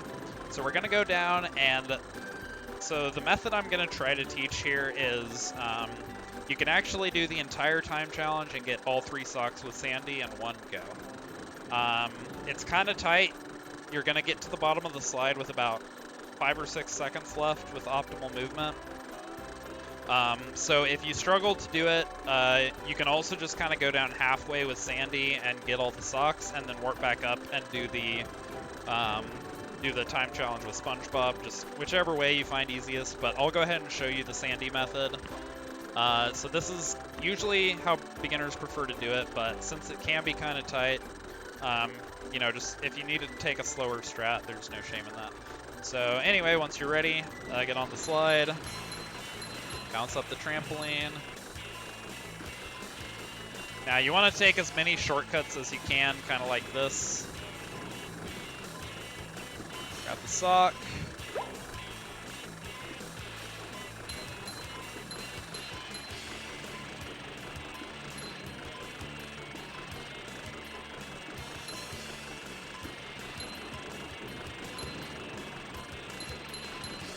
Then you'll want to bounce up the trampoline. Now this part is kind of tricky, so you'll see this red button coming up that you need to hit to spawn a snowball that's going to open up a shortcut which has a sock in it.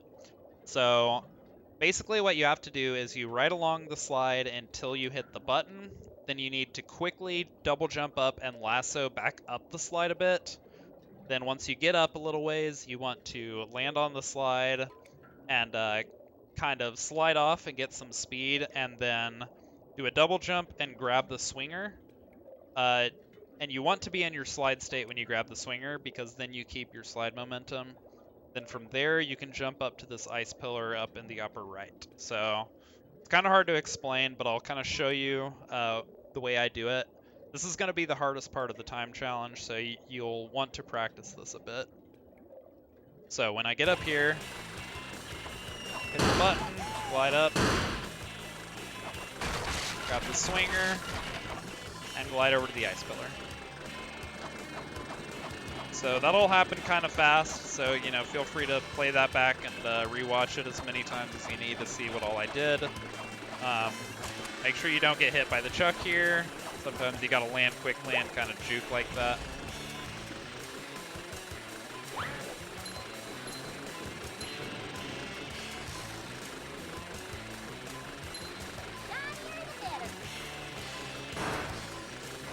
Now, when you head into this cave, jump over to the left, then go ahead and lasso to turn around at the sock. Now, pay attention to the timer as you exit the cave here. So you need to have at least 50 seconds left at this point, or you're not going to be able to make the time challenge. So I have 55, so that means I have about 5 seconds of leeway. If your timer is below 50 at this point, then don't waste your time. Just go ahead and warp back up and just do the challenge with SpongeBob. Because otherwise, you're just going to waste a bunch of time getting to the bottom of the slide just to have to do it again. So just keep that in mind here.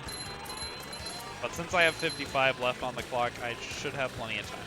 Now pay attention to the path I take down here at the bottom. It's really important because some paths are going to be a lot slower than others.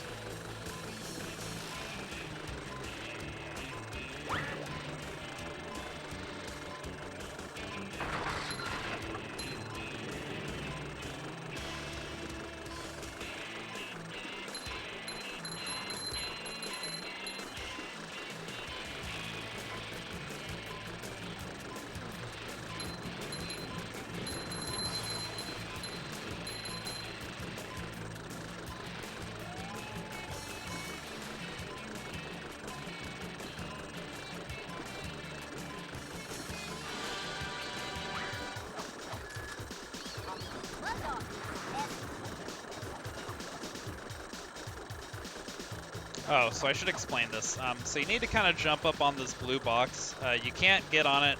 There's kind of an invisible wall here, but you kind of want to stand like right here and do a big jump and lasso to get over the gate. I also just almost got hit by the chuck, which actually would have been really bad. So make sure you don't take too much time or that could happen. Oh, so after you grab that spatula, just warp up here. The reason we warp is because it not only takes you to Larry, but also makes you SpongeBob, and Larry will only give the spatula to SpongeBob. Now, if you have issues doing that in one go with Sandy, then what you can do is you can go down like halfway and just get the 3 socks, then warp back up here, and then just go down with, or reactivate the time challenge, then just go down with SpongeBob, and then just take the same route that you did with Sandy, except don't go up for the ice pillar sock. So if you just take that route, you should be able to make the time challenge with no issues with SpongeBob.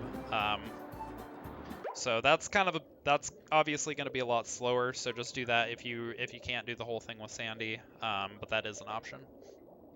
Okay, so once you're done here, warp to Frosty Bungee. Now this part can be a little tricky, so go ahead and get a cruise boost here. Now what we're gonna do is, you see that spatula on top of the lodge, we're going to try to do a bash to get up there. It's not really super intuitive, but the way I recommend it is kind of line yourself up. Make sure the camera is going straight forward, so make sure you can't see like the side of the railing at all. Make sure it's just one solid line on your screen. When you do that, you just want to come up here. Well, it's kind of hard to do this slowly. But basically you want to jump up on the railing and do a bash, and you want to space it so that you slide up onto the platform up there. So, like that. So sometimes it's going to feel really easy. Other times it might take a few tries.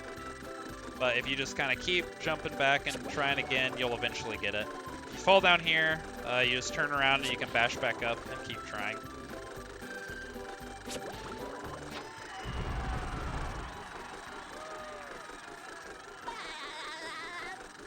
Alright, so now we're going to head over here, and we want to enter Flounder Hill. So same deal, approach from the left side so you can keep your cruise boost. Now mash A to accept Bubble Buddy's challenge. Now there are a lot of different ways that people do this stage. I'm going to show the easiest strat. This is what I'm going to recommend if you're a total beginner. Just because doing the harder strats, you're probably going to lose a lot of time here. So feel free to implement that stuff as you feel ready, but for starters, I'm just going to teach the easiest strat. So first of all, come over here and get a cruise boost. Come over here and spin the Sandman. And once you're ready, just head out onto the slide. Now just pay attention to the route I take. We're actually going to go down the slide in two, or we're going to go down the whole slide twice. So the first time we're going to get 4 of the Sandmen, and we're going to complete the time challenge, and we're going to also get the sock that's on the slide. So just pay attention to the path I take. It's really straightforward. Like, honestly, the hardest thing for people on this stage, if they do this strategy, is just remembering the route. So make sure you go through this a few times before you attempt a full run.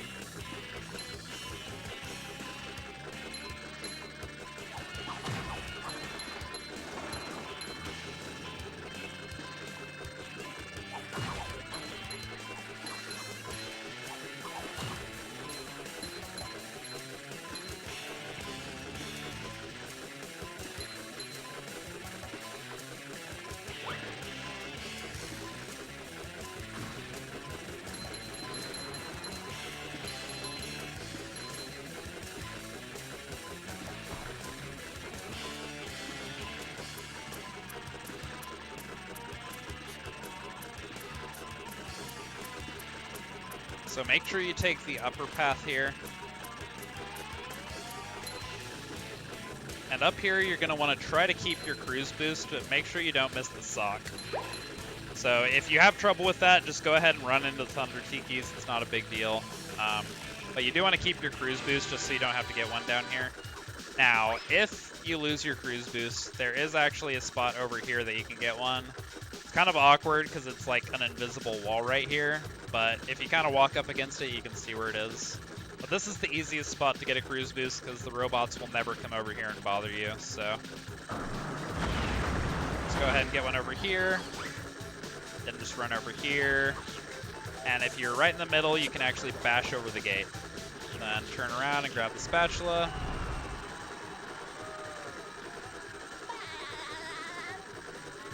And you're going to open the box, and Bubble Buddy will give you the other spatula. Now make sure you don't reload or anything like that, because if you do, then all of these Sandmen that you already destroyed will be respawned. So just go back down the line, or go back down the slide, and now we're going to take a slightly different route to get the rest of the Sandmen.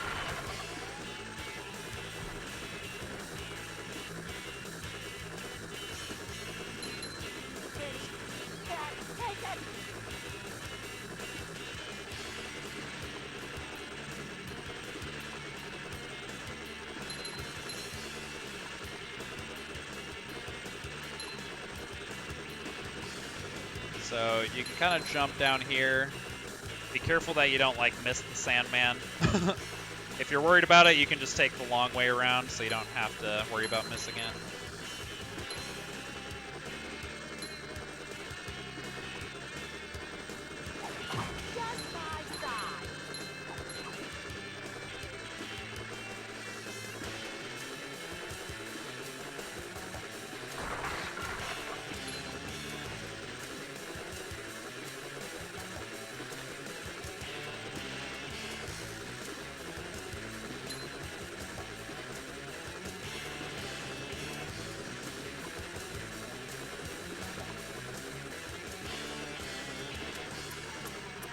So here we're going to take the lower path. So drop down here, then you're going to want to jump down here to get this as well. So go ahead and run into the Thunder Tikis on purpose. You can lose your cruise boost. Make sure that you don't die. If you do, it's not a big deal actually, because once you get the 8th Sandman, the sock already spawns at the bottom. So just head over here and grab the sock, and then we are done with Sand Mountain. So from here, we're going to head to Murmalair, so warp to top of the entrance area. Alright, so go ahead and get a cruise boost on the box here. And jump in the box.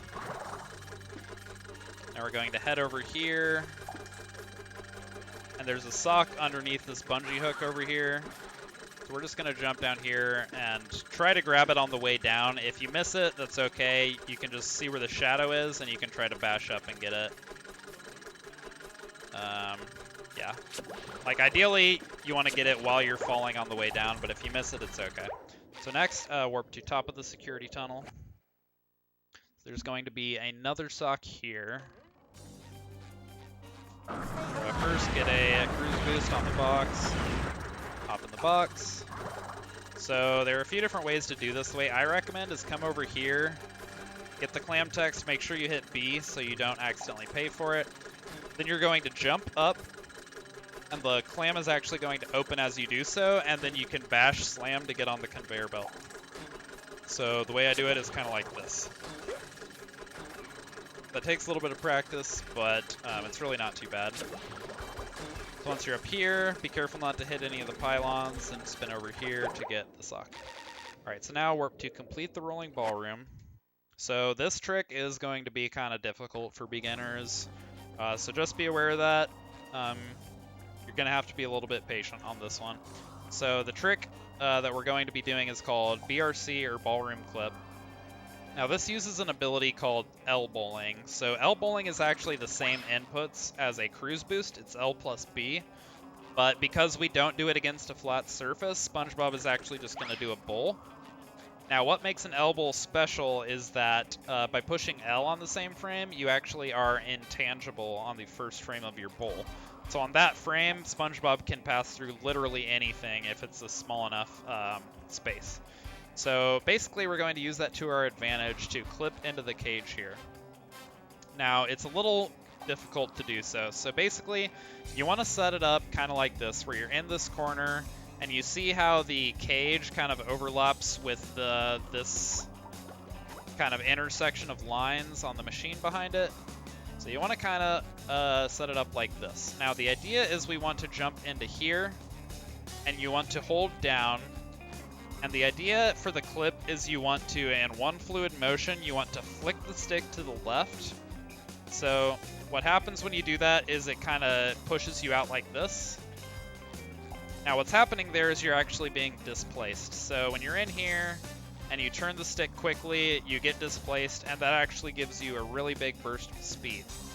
Now the trick is we want to harness that speed in the form of an L bowl, which will allow us to bowl with intangibility and clip through the gate, or clip through the cage, excuse me.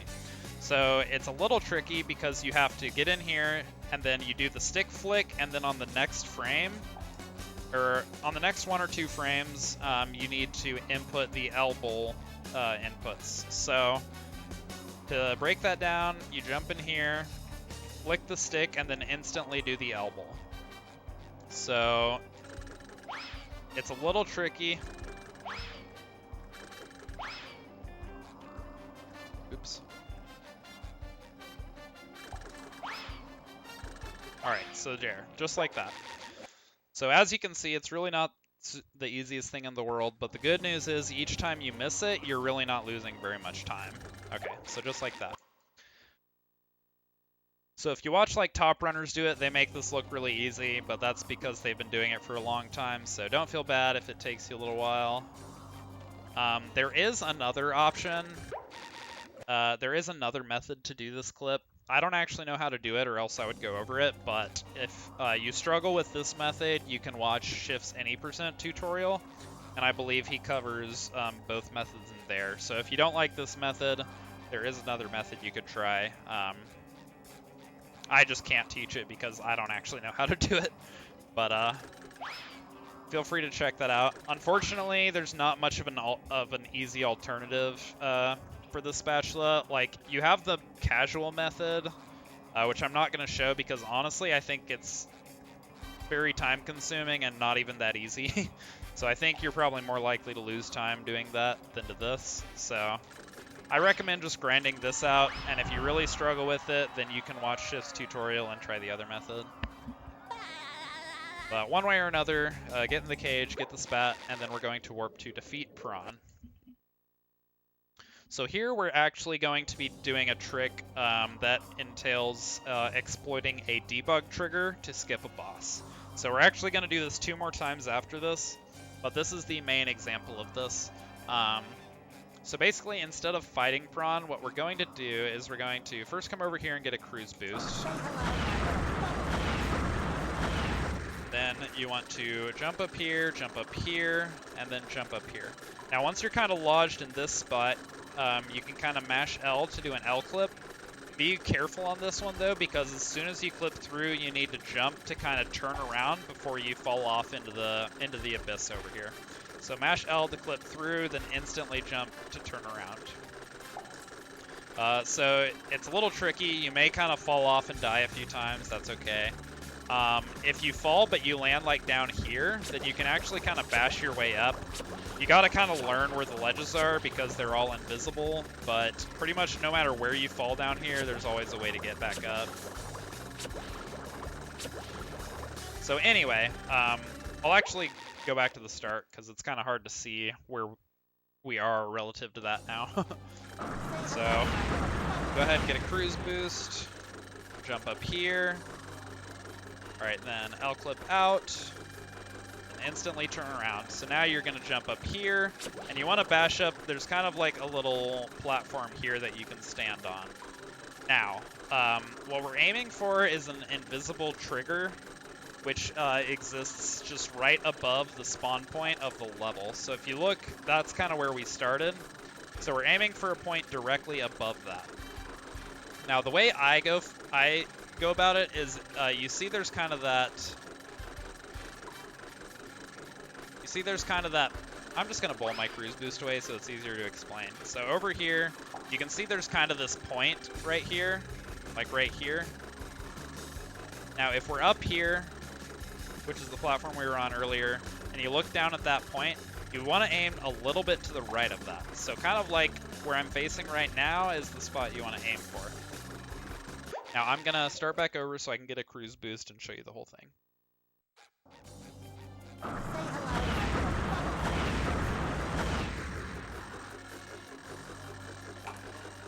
Oops. Well, don't fall.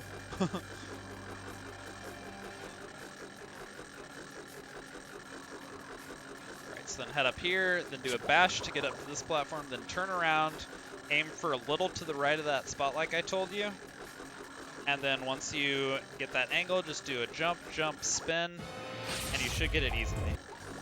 So then just turn around and grab this. If you're on GameCube, it actually won't teleport you back inside of the level. There's a way you can like ledge grab to get back in, but I would just recommend just warping back to defeat Prawn after this. You have to, but on GameCube or on Xbox and PlayStation 2, okay, please, yeah. On Xbox or PlayStation 2, you can just grab the spatula like that. Now, I will warn you, if you want to practice this trick, you have to be on a file that hasn't already hit that trigger. Like if I were to go back out of bounds like this, and if I were to go back out of bounds and go up here like normal and then jump over here to hit the trigger again, I would actually soft lock the game and I would have to restart the console. So just be aware of that. Keep a save file that hasn't hit that trigger yet if you want to practice this. Okay, so now that we're done with Murmelair, we're ready to go to Graveyard. So we actually want to go all the way to the bottom and warp to Mr. Krabs. So just walk around the back here. So Graveyard's pretty straightforward. We're going to stick to some pretty simple strats. Spend the dumpster to get the sock, then head over here, and then enter.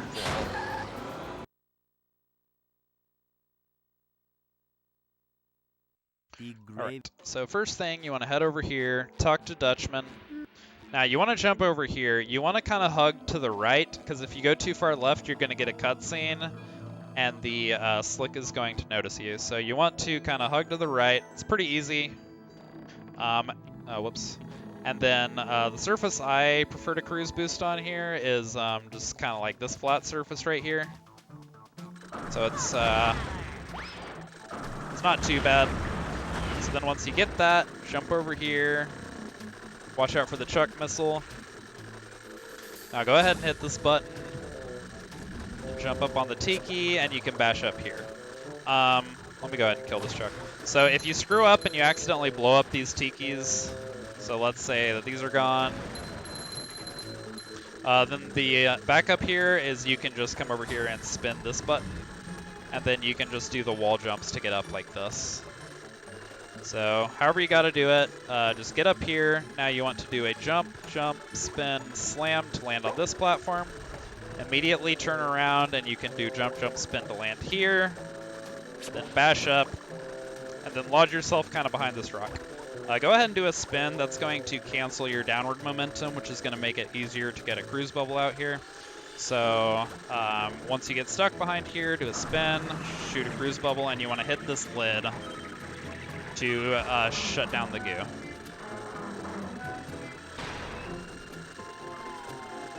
All right, so after this cutscene, you're going to want to jump over here. Watch out for the chuck. You can kind of hide here while he launches if you want.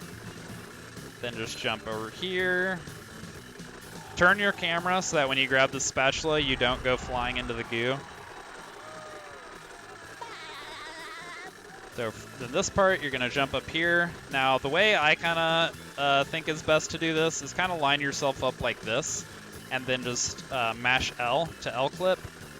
Okay, well maybe... Okay, you got to hold forward, I guess. So hold forward and mash L to L clip, and you'll land on that trampoline. So then we're going to head over this way.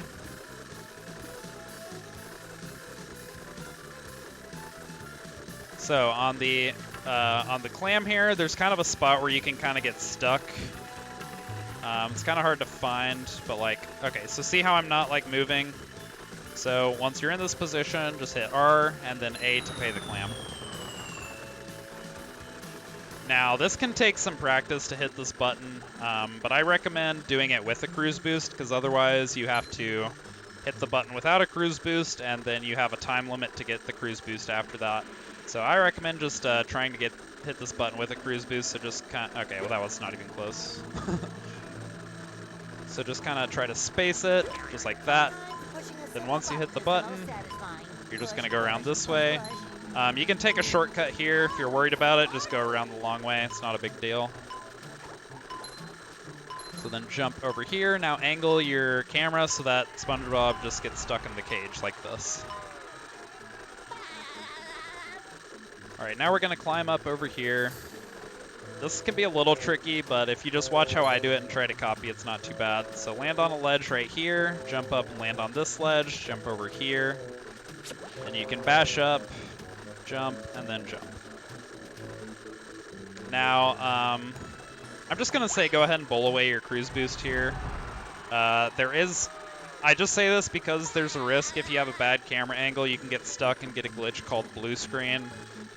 So I'm just going to say bowl away your CB unless you know how to avoid that, just to be safe. Then head over here. We're going to head into the new area.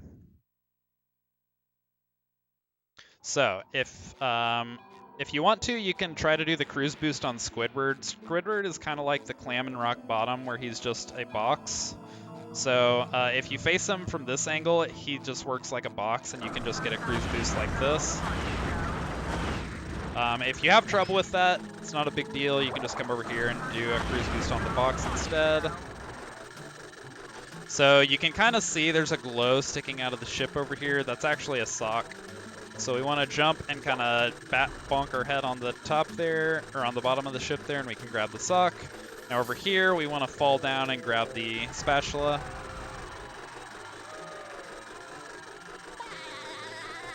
Now, just so you're aware, if you land down here and you miss the spatula, then you can actually just stand below it and bash up to it, which I'm not sure exactly where it is, but yeah, if it's there, you'll be able to see it and just bash up. So either way, once you get it, go ahead and warp to Shipwreck Bungee. All right, so there are a few different ways. Okay, so make sure you don't pay this clam. I guess actually at this point it doesn't matter because we don't need to buy anything else. So if you do accidentally pay it, it's not a big deal. So there are a few different ways people do this. So here's how I kind of like to explain it. I'll show you an alternative if you struggle with this.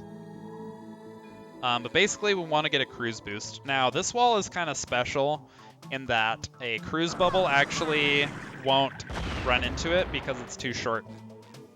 So we have to do what's called a manual cruise boost here.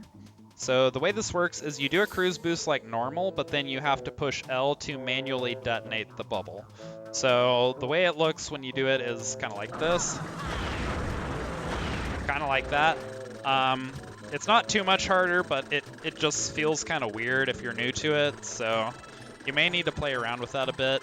Unfortunately, there's not really much of a better spot to cruise boost over here, or else I would offer that, but that's going to be your best bet, really. So head over here. If you're worried about this chuck, you can kill it. If your movement is fast, it's never going to be an issue, but if you're worried about it, go ahead and do that. So this is kind of awkward because you have to land on an invisible ledge. So there's an invisible ledge kind of right there. And if you land there, you can mash Y to get off a bash really quick. So then you're up here. So now from here, there's kind of a wooden beam up there. So what we're going for is we actually want to get up there and get a ledge grab. Like that, then turn to the left and bash up like that. So that's how I recommend getting up here. If you struggle with this, there is another option. So I'll go ahead and show you all how to do that. So if you have any issues, so first of all, if you have issues with the manual cruise boost, you can just jump across the sails like normal wall jumps. And then you can actually get a cruise boost over here. And then you can try to do this method. Now, if you struggle with that method, getting the ledge grab up there, you also have the option to just do the casual method with the wall jumps. It's kind of a feels bad, but it is a decent option if you're new to this. So for these, don't hold any direction as you do the wall jumps. Just, okay, well, you need to start up a little bit higher. Yeah, as you can see, I haven't done this in a long time, but I want to show it to give you the option. So don't hold any direction on these. Just hit A, then get up here like that. So anyway, however you get up here, get over here to the spatula. Go ahead and bowl away your cruise boost if you have one, and just grab the spat. So then jump over here. All right, so for cannons, so I think the spot most people like to cruise boost is on the ship right here. So you can kind of do a cruise boost there. If you have trouble with that one, I'll show you a different spot. So watch out for the chuck. Come over here and just kill the chuck. Then I believe this spot. Yeah, so this spot's honestly like one of the easiest cruise boost spots in the game because it's kind of a wide range and you don't have to do a manual cruise boost or anything. So anyway, however you get over here with a cruise boost, come over here, go ahead and hit that button. Bash up here. Now climbing these platforms with a cruise boost can be kind of tricky. So if you really struggle with that, you can just turn into Sandy at the bus stop and jump up like that. But I'll go ahead and show this method. Yeah, if you want to switch to Sandy for these, it makes it super easy, so I won't explain how to do that. So you just come up here, spin this button, and then the way I go for this button is I just stand here, then I hold a neutral on the stick, and just do a single jump slam. So don't push forward or anything, and you'll hit the button every time. Alright, so then walk over here into the spatula. Go ahead and bowl away your cruise boost and hit the button.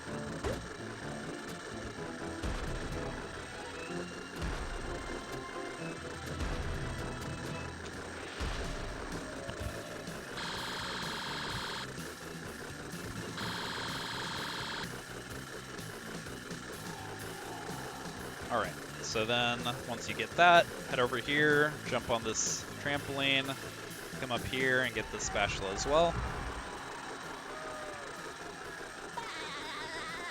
Now you're going to want to turn around and get a cruise boost on this pole. Oops. Some people have trouble with cruise boosting on this pole. If so, you can just drop down there and get a cruise boost down there again. Just whatever works. Get a cruise boost. Then jump down here, land on these planks. Watch out for the slick, make sure he doesn't hit you. You can jump over here if you have to. So now the way most people get this is they kind of jump up here and do a bash slam. You don't even need the slam usually. Oops. Now, if you struggle with that method, you can actually just bowl away your cruise boost, and you can just jump from this barrel and do a jump, jump, spin and get it that way. So if you find that easier, feel free to do it that way. All right, so next we're going to warp to defeat the Flying Dutchman. So we're going to be doing a debug trigger skip similar to what we did for Prawn.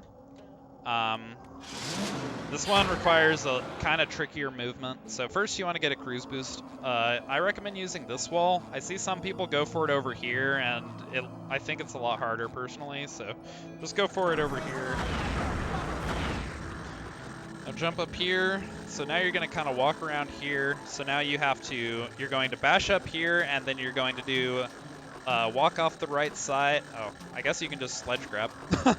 But yeah, so you're going to bash up here, then you're going to kind of walk off the right side of this up here and do a bash slam to land on the upper level. So I'll show you kind of what I'm talking about. So run off the right side, bash slam, like that. This might take you a little bit of practice if you're newer to cruise boost movement. It can be kind of tricky. So just take your time. You know, and if you fall down, you can just keep trying this as many times. Like, say you miss it like that. Then you land down here, that's fine. You can just wrap back around, get back up here, and keep trying. So, oh, whoops.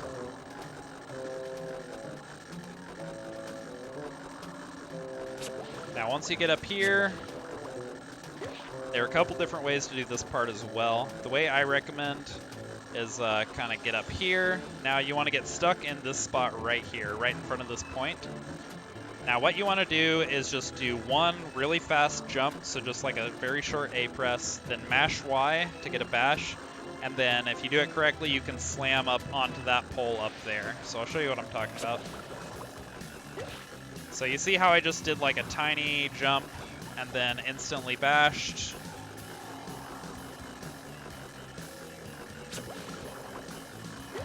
Then land up here like this. Okay, so then walk up along here. So you want to kind of angle your camera like this so just the left chimney is visible. And what you're going to do is you're going to jump out and you're going to kind of aim to the left of that chimney on the boat back there. You're just going to do a full jump and a spin. So kind of like this. Then press A. Oh, actually you don't have to bowl away your cruise boost there. You can just grab the spatula. Since we already did the goo cage spatula. So yeah, so that's a debug trigger kind of like Prawn. So just remember, if you want to practice that, you need to be on a file that hasn't hit it yet. Because if I were to go up there again on this file that already hit it and jump to the same spot, then I would soft lock the game. So just be aware of that. Okay, so from Graveyard, we are going to scroll down to, wait, I'm confused. Okay, so from Graveyard, just go down one. And then we're going to warp to Music is in the Ear of the Beholder. So this is going to be kind of a tricky spatula for some beginners, I think. I'll go ahead and teach a couple of different methods for this. So I'll go ahead and make a save, just so I can do it a couple of times. So I'm going to teach this kind of like I taught kids in Goo Lagoon, where I'm going to show you the optimal cycle that you can do. And then I'm going to show you some like simpler strats if you need those. So for the optimal cycle, you need to get first, second, or third try cruise boost. I recommend really only going for it with a first or second try unless you're really confident in your movement. Because the third try cruise boost cycle is a little tight and you need to kind of know what you're doing. But I'll just show you the ideal cycle with a first or second try cruise boost. Alright, so I got a first try cruise boost, so I'm just going to take this direction. Now this trumpet jump is kind of tricky. Kind of try to land in the center like that, and you should get it. So then do a spin to grab the sock, slam, jump, slam on the note, bounce over here, and then bash up for the spat. So that's the what's called the sock cycle movement. That's like the optimal strat. I'll go ahead and reload and kind of show you some easier strats, since most beginners probably aren't going to want to do that. But I did just kind of want to show you that just so you're aware of it.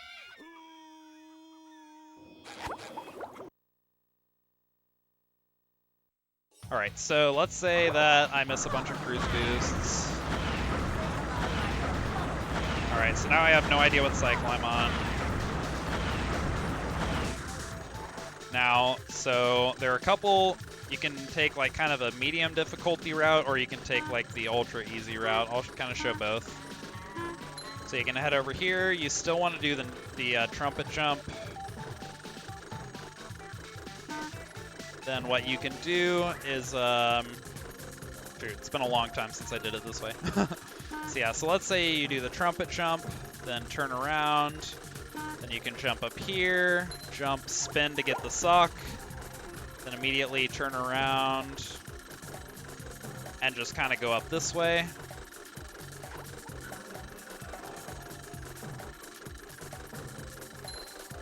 Then so here you can kind of like stall because you're waiting for this trampoline to be in a good position for you to jump up to the next area. So once it's kind of here, you want to do jump, jump, spin. You can get up there like that. So that's kind of probably the medium difficulty route. One last way you can do it, if you really struggle with this trumpet jump, you can honestly kind of just go up the whole way almost casually, just with a cruise boost. So if you're really struggling to do this trumpet jump, then you can just kind of go along like this.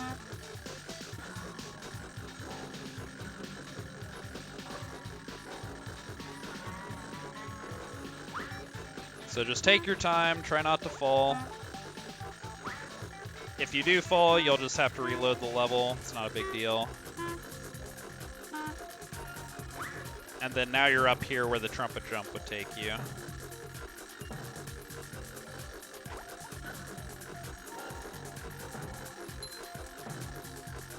And then tambourine's in a good position, so you could just do like that. Okay, well I fell. But you kind of get the idea.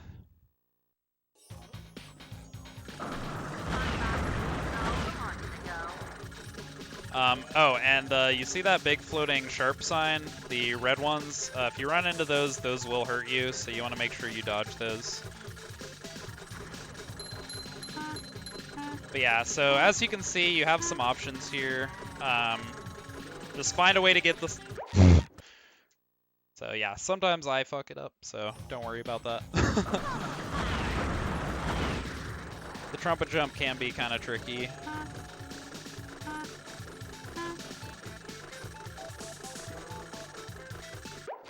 Okay, so I've unlearned the trumpet jump.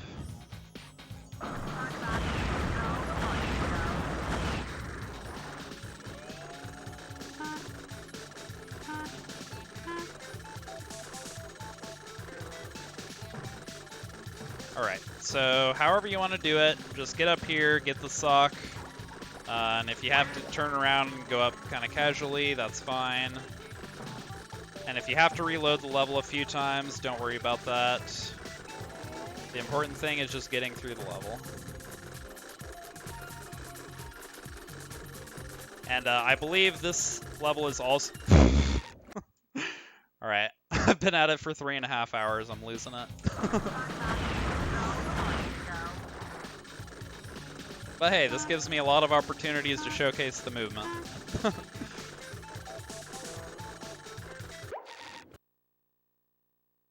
So I believe Shift also covers this in his any % tutorial, so if you're struggling with this and you kind of want a different perspective on it, feel free to ask Shift, or not ask Shift, feel free to watch his tutorial.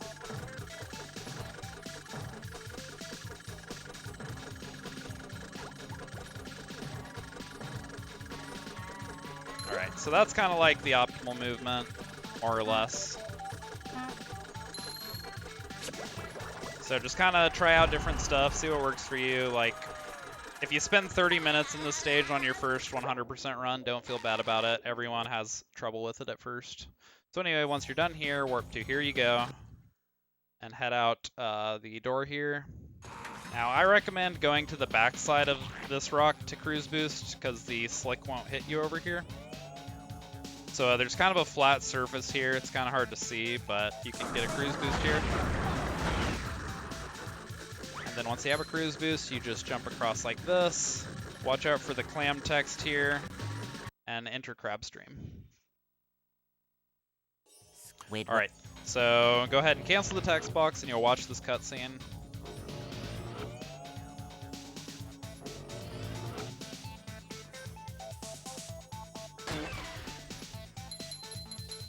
Alright, so then go ahead and hit A 3 times. Now we actually want to go ahead and reload the level. The reason for this is that when we load in, we're going to have invincibility.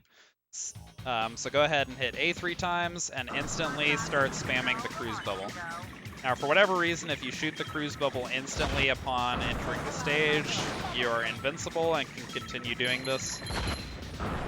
Now make sure that when the cruise bubble reaches the Duplicatitron, make sure you push L to manually detonate it, because for some reason, sometimes the cruise bubble will just go straight through the Duplicatitrons.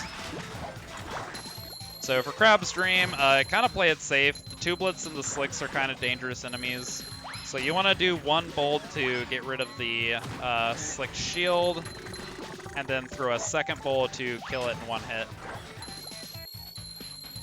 So yeah, really take advantage of your Bubble Bowl in this stage, because it's really good on the Slicks, and it's also really good on the Tubelets to kind of shoot them from long range.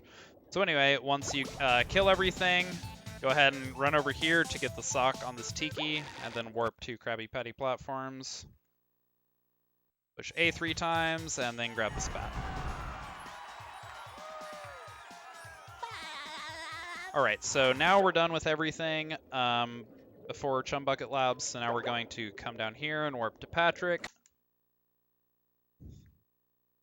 And we're going to go ahead and turn in our last 60 songs.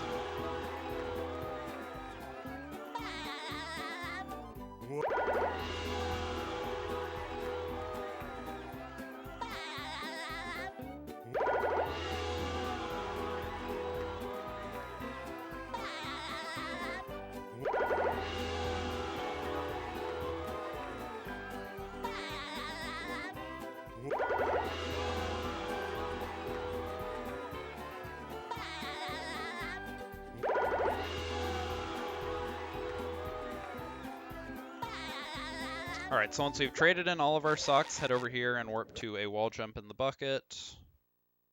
Now walk forward. You can kind of bowl to get kind of a forward boost during the cutscene.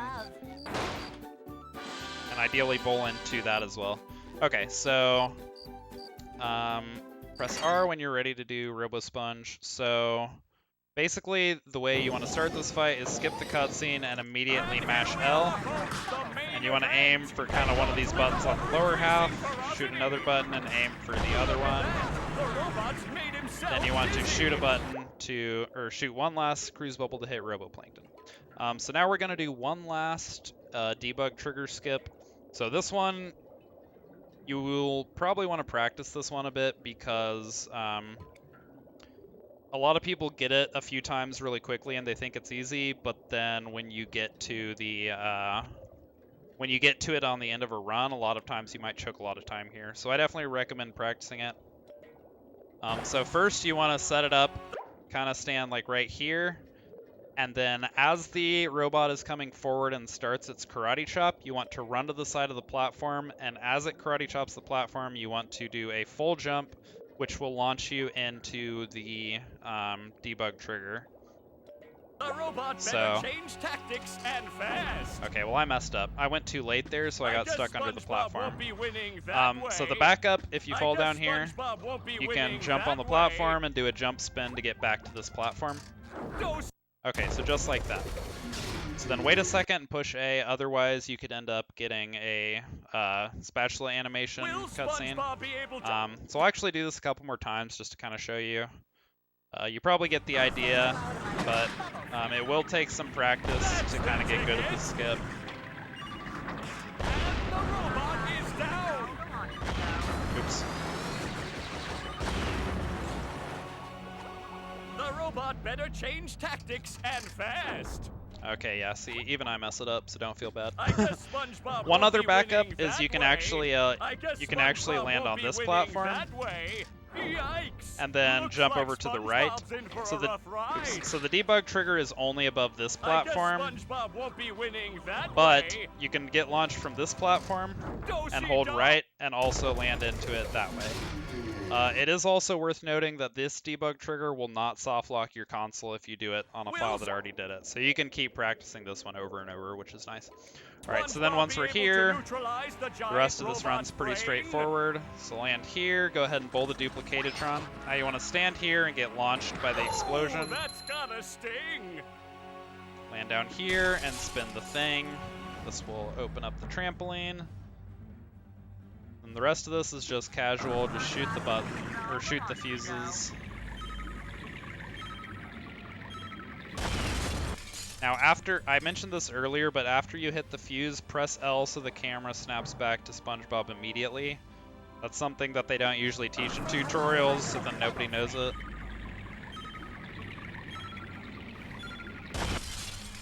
But you can legit lose like a good 7 or 8 seconds on brain if you are not aware of that. Alright, and so then upon hitting the third fuse, go ahead and stop your timer. And that's a wrap. That's the whole run. So, as you can see, it is kind of a lot to learn. But there are fairly beginner-friendly strats for everything, so don't feel intimidated by the amount of stuff. I promise everything that's in this route you'll be able to learn with some practice. So, obviously, feel free to reach out on Discord, in the Battle for Bikini Bottom Discord. I'll put a link in the description to join the server. You can ask a ton of questions there. I'm there. A ton of other helpful people are there. You can also post clips of your attempts on stuff, and we can give advice. So yeah, definitely don't feel intimidated. There are a ton of resources to help you learn this category. And now we have a fairly up-to-date full tutorial. So. Alright, so I think that pretty much covers it. Oh, and I'll also put some links in the description with some other tutorials, like Shift's Any % tutorial and some cruise boosting resources, so I can help y'all with that as well. Alright, so I believe that should be it.